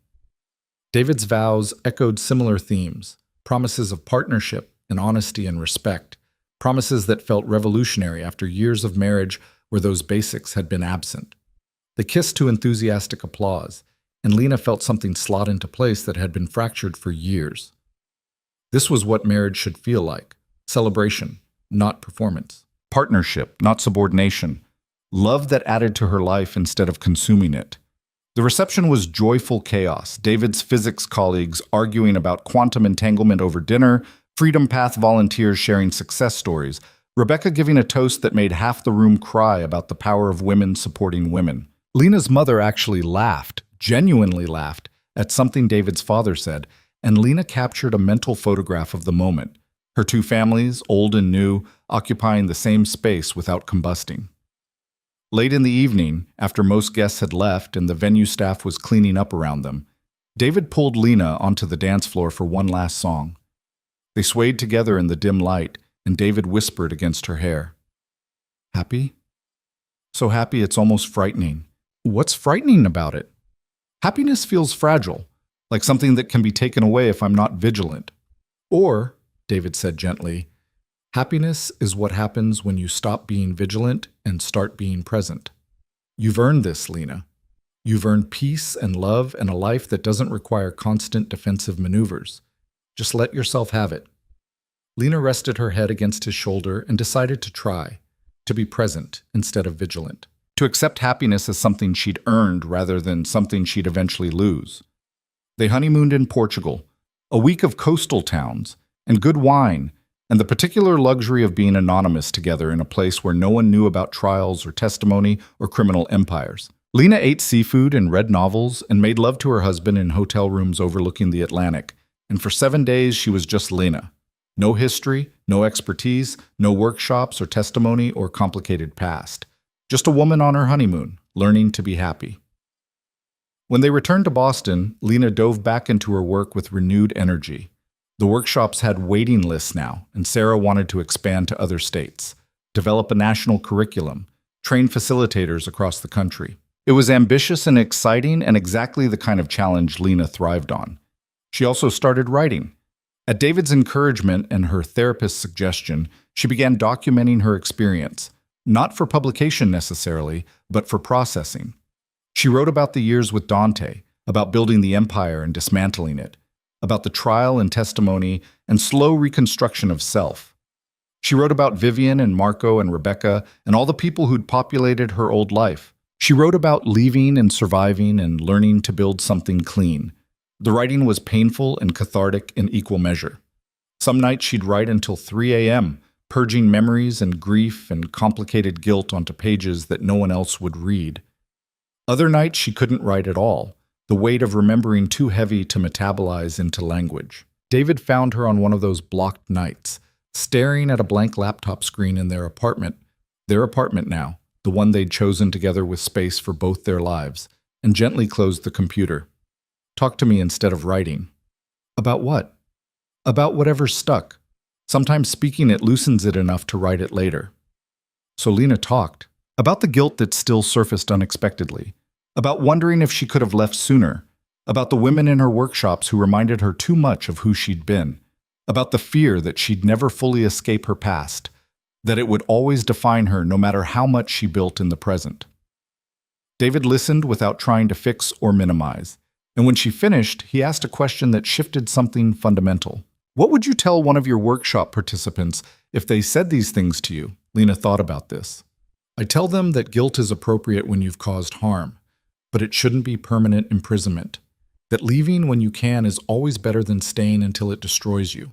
That being defined by your worst choices is a failure of imagination. You're also defined by your best choices, by your courage to change, by what you build after everything falls apart. So why don't those same principles apply to you? Because I should have known better. I had education and skills and every advantage. And you also had love and hope, and the very human tendency to believe people when they say they love you. Stop holding yourself to standards you'd never apply to anyone else. The conversation stayed with Lena long after it ended. She began trying to extend to herself the same compassion she offered workshop participants, the same recognition that survival was complicated and messy, and everyone did the best they could with the understanding they had at the time. It helped. Slowly, imperfectly, but it helped. 3 years into her marriage to David, Lena received a phone call that brought her past roaring back one final time. It was from the Bureau of Prisons. Dante had been hospitalized. An altercation with another inmate, serious injuries, uncertain prognosis. Lena was still listed as his emergency contact, and they were calling to inform her of his condition and ask if she wanted to be updated on his status. I'm not his wife anymore, Lena said, voice steady despite the adrenaline flooding her system. We've been divorced for almost 7 years. I shouldn't be his emergency contact. Our records show otherwise, ma'am. Would you like us to remove you? Yes, remove me. I'm not responsible for him anymore. She hung up and sat very still, processing the information. Dante was hurt, maybe dying, and her first reaction had been bureaucratic correction rather than concern. The realization should have bothered her. Shouldn't she feel something for a man she'd once loved? But it didn't. She felt exactly what was appropriate. Distant acknowledgement of another human's suffering, coupled with the firm knowledge that his suffering wasn't hers to carry. She told David about the call that evening, and he asked the question she'd been asking herself. Do you want to know how he is? I could call the hospital, find out the prognosis. No. That part of my life is closed. He's not my responsibility, not my concern. He's just someone I used to know who made choices that led him to federal prison, where he got hurt in an altercation that has nothing to do with me. You're sure? I'm sure. David nodded, accepting her decision without judgment, and they moved on to discussing dinner plans and whether they should finally adopt the cat they'd been talking about for months. But that night, lying awake while David slept, Lena thought about Dante in a prison hospital, about the trajectory that had taken him from arrogant boss to convicted felon to inmate injured badly enough to warrant emergency contact notification. She thought about whether he'd changed in the 6 years since she'd visited him, whether he'd found peace or just more bitterness, whether he understood yet that the empire he'd lost had never really been his. She hoped he'd found something resembling peace, hoped he'd learned to see his own culpability clearly, to take responsibility without deflecting onto her or circumstances or bad luck. Hoped he'd used his incarceration for growth rather than just time served. But hoping for his peace didn't mean she was responsible for it, didn't mean she needed to know the details of his suffering or offer comfort or carry guilt for choices he'd made independently. She'd given him what he deserved: consequences, truth, and the opportunity to learn from his mistakes. She didn't owe him her continued attention or concern or emotional labor. The realization felt like the final thread being cut.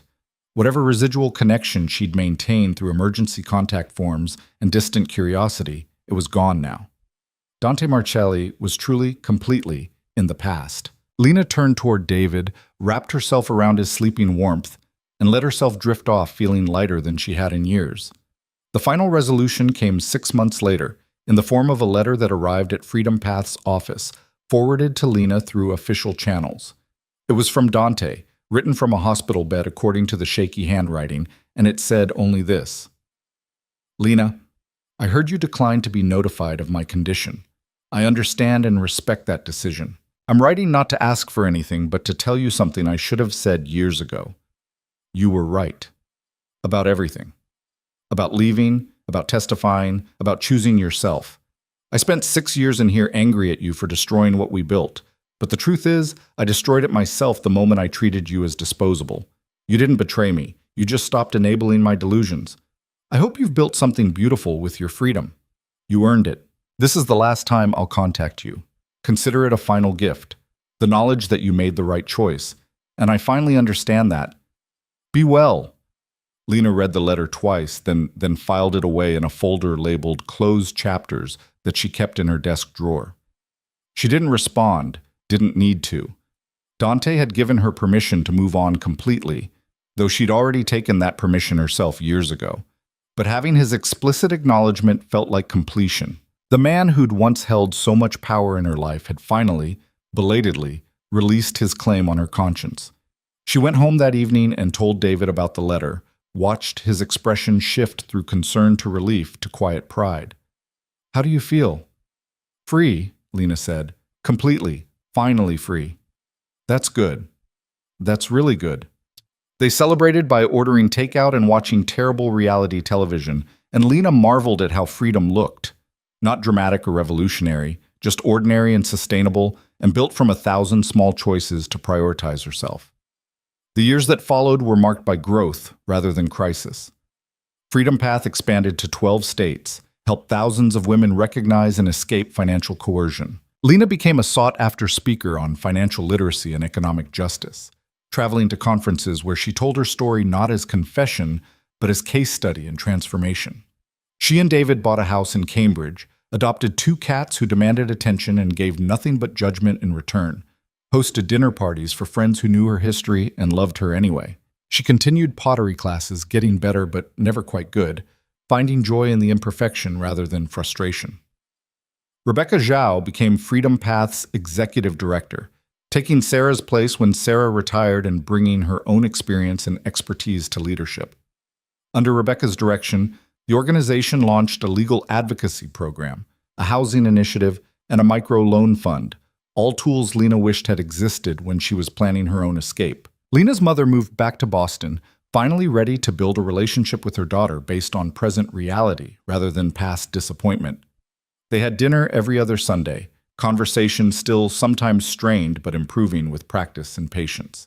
And through it all, Lena kept writing. The memoir she'd started as therapy became a book she actually wanted to publish, not for fame or fortune, but because other women deserved to know that leaving was possible, that complicity didn't have to be permanent, that you could survive testifying against someone you'd loved. She titled it The Foundation: How I Built a Criminal Empire and Then Burned It Down. The publisher worried the title was too inflammatory, but Lena insisted. The foundation had been both literal, the financial infrastructure she'd constructed, and metaphorical, her role as the invisible support holding up Dante's visible empire. Both meanings mattered. The book, published 5 years after Dante's final letter, met with surprising critical acclaim and strong sales. Women wrote to Lena by the hundreds, sharing their own stories of complicity and escape, thanking her for articulating what they'd felt but couldn't express. One letter came from a woman in Seattle who'd recognized the patterns in her own relationship, documented evidence, and left before criminal charges materialized. Your book gave me permission to save myself before it was too late. Thank you for being brave enough to tell the truth. Another came from a lawyer who specialized in financial crimes. I've recommended your book to every client struggling with cooperation agreements. It helps them understand that testifying isn't betrayal, it's survival. The responses validated Lena's decision to publish, to make her private transformation public in service of other women's potential escapes. She did a book tour, spoke at libraries and universities and community centers, and at every event someone would ask the same question: do you regret testifying against your husband? And every time Lena gave the same answer: no, I regret that it was necessary. I regret the years I participated in his crimes. But testifying? Choosing truth over loyalty to someone who'd betrayed me? That's the one decision I've never regretted. 7 years after Dante's final letter, Lena received notification that he'd been released early due to good behavior and health complications from the prison assault. He'd served 11 years of his 18-year sentence, which meant he was 54 years old and entering a world that had moved on without him. The notification came with a standard warning about restraining orders and safety protocols if she felt threatened. Lena filed it away and felt nothing. Dante was someone else's problem now, parole officers and halfway house counselors and whatever family members still acknowledged him. He wasn't her responsibility, her concern, her past to manage. She mentioned the release to David over dinner, casual as discussing weather. Dante got out early, medical release, apparently. David paused mid-bite. How do you feel about that? Neutral. He's not my husband, not my problem, not even really someone I think about anymore. He's just a man I used to know who made terrible choices and faced consequences. Will you reach out, check if he's okay? No, that chapter is closed. Has been for years. I hope he builds something decent with whatever life he has left, but that's the extent of my interest. Fair enough. They finished dinner and moved on to discussing their upcoming vacation to Greece, and Lena marveled at how completely she'd separated from the woman who'd once believed her worth was tied to Dante's approval. 3 months after his release, Dante tried one final time to reach Lena. The attempt came through a letter sent to Freedom Path, forwarded to Lena by staff who knew to screen her mail carefully. Inside the envelope was a single page. Dante's handwriting noticeably aged, the content surprisingly brief. Lena, I know I promised not to contact you again, and I apologize for breaking that promise one last time. I'm writing only to tell you something I learned too late, but hope might matter. You were the best thing in my life, and I destroyed you through my own arrogance and stupidity. I've spent 11 years in prison learning to see clearly, and what I see is that you built something extraordinary from the ruins I left you with. I saw your book, read every word, recognized myself in the villain's role, and accepted that I earned that characterization. I'm not asking for forgiveness or reconciliation. I'm just asking you to know that I finally understand what you tried to tell me years ago. Respect and partnership matter more than empire. I learned it too late to save us, but maybe not too late to save myself. I'm working a legitimate job now, living in a halfway house, trying to build something honest for the first time in my life. I'm doing this because you showed me it was possible to choose differently. Thank you for that example, even though I made you pay dearly for providing it. This is truly the last time I'll contact you. Consider it closure or don't. Either way, I hope you're happy. You deserve that and so much more. Lena read the letter once, felt a distant echo of something that might have been sympathy or grief or just acknowledgement, then did something she'd never done before.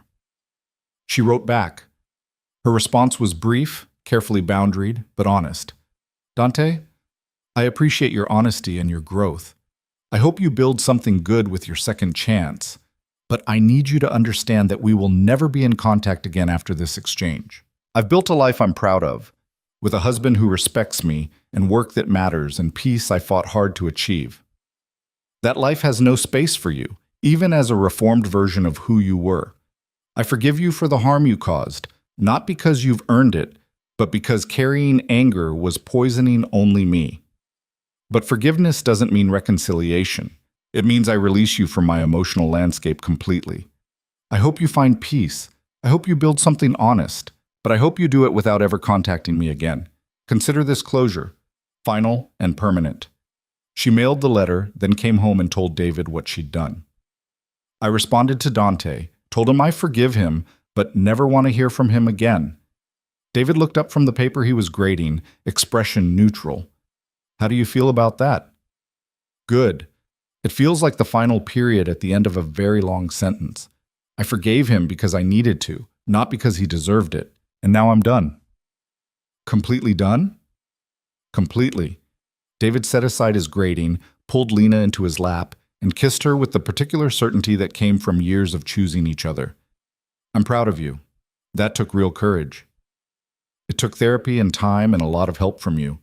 But thank you. They sat together while evening light faded through their windows, and Lena felt the weight she'd been carrying for 13 years. 7 married to Dante, 6 recovering from him, finally lift completely. She was free. Not because Dante had released her, not because he'd apologized or acknowledged his wrongs, but because she'd released herself. Because she'd chosen to build a life based on her own values rather than his empire. Because she'd transformed her expertise from destructive to constructive, her complicity into cooperation, her silence into testimony. She was free because she'd earned it through hard, unglamorous work, therapy and workshops and honest conversations and the courage to forgive herself for being human and making mistakes. And now, Sitting in her husband's arms in their home surrounded by evidence of their shared life, Lena could finally see the trajectory clearly. She'd been the foundation of Dante's empire, invisible and essential and ultimately disposable. But when she'd chosen to stop supporting his weight, she'd discovered she could build her own structure, one based on integrity and partnership and work that helped rather than harmed. The empire had fallen, but the foundation remained, stronger for having learned what it could support and what it should refuse. That night, Lena and David made dinner together in their kitchen, a routine so ordinary it felt revolutionary. They chopped vegetables and discussed David's upcoming research sabbatical and whether they should finally take that pottery-intensive workshop in Vermont. They ate at their kitchen table with the cats begging for scraps, and Lena felt the profound satisfaction of a life built from honest materials. After dinner, she went to her desk and pulled out the folder labeled Closed Chapters. Inside were artifacts from her past, the photograph she'd taken that Friday night, Dante's letters, court documents, the article from Boston Investigative Press. She looked through them methodically, remembering without drowning, acknowledging without getting trapped. Then she put them all back in the folder, sealed it with tape, and wrote across the front, "Evidence of survival. Open only if you forget what you're capable of." She filed it away in the back of her closet, behind winter coats and boxes of old tax returns, and returned to the living room where David was reading and the cats were napping, and her real life, her chosen life, was waiting. "You okay?" David asked, looking up from his book. "Yeah, I'm more than okay. I'm exactly where I'm supposed to be." "Which is?" "Here, now, with you, building something real and honest and completely mine." David smiled, set aside his book, and patted the couch beside him. Lena curled up against his warmth, let herself be held without resistance, and felt the particular peace that came from knowing she'd survived the worst and built something beautiful from the ruins. Outside their windows, Boston spread in all directions, a city of new beginnings and second chances, of people reinventing themselves daily, of futures that weren't determined by pasts. Somewhere in that city, Dante Marcelli was building his own second chance, learning too late the lessons Lena had tried to teach him years ago. But his journey was no longer hers to witness or support or even care about. She'd given him consequences and truth and finally forgiveness, and now she was done. Completely, permanently, joyfully done. Lena closed her eyes and thought about the woman she'd been 13 years ago, young and in love, and slowly disappearing inside a life that required her to compromise everything she believed. Thought about the woman she'd become, scarred and strong and certain of her own worth. Thought about the distance between those two versions of herself, measured not in miles but in choices and courage, and the quiet revolution of choosing herself. She'd walked into a bedroom and taken a photograph that would change everything. She'd dismantled an empire with the same precision she'd used to build it. She'd testified and cooperated and rebuilt from nothing. She'd transformed her expertise into something that helped rather than harmed. She'd learned to accept love that added to her life instead of consuming it. And now, wrapped in her husband's arms in their chosen home, Lena Marcelli could finally say without qualification or doubt, she was free. Not because someone had given her permission, but because she'd taken it. Not because her past had disappeared, but because she'd learned to carry it without being crushed by it. She was free, and she had earned every moment of that freedom through the hardest work of her life. The work of saving herself when no one else would. The work of choosing truth over comfort. The work of building something honest from materials that had once been used for harm. The foundation had held, was holding still, would hold for whatever came next. And that, Lena thought, as sleep pulled her down into dreams unmarked by nightmares, was everything she'd ever wanted. Not empire or power or the performance of love, but this. Genuine partnership, meaningful work, and the simple revolutionary freedom to be exactly who she was without apology or compromise. She'd survived. More than survived. She'd transformed. And in the end, that transformation mattered more than any empire she'd built or destroyed. The woman who'd once kept a criminal's books had learned to keep her own counsel instead. And in that fierce, hard-won independence, she'd found something infinitely more valuable than all of Dante's dirty money combined. She'd found herself.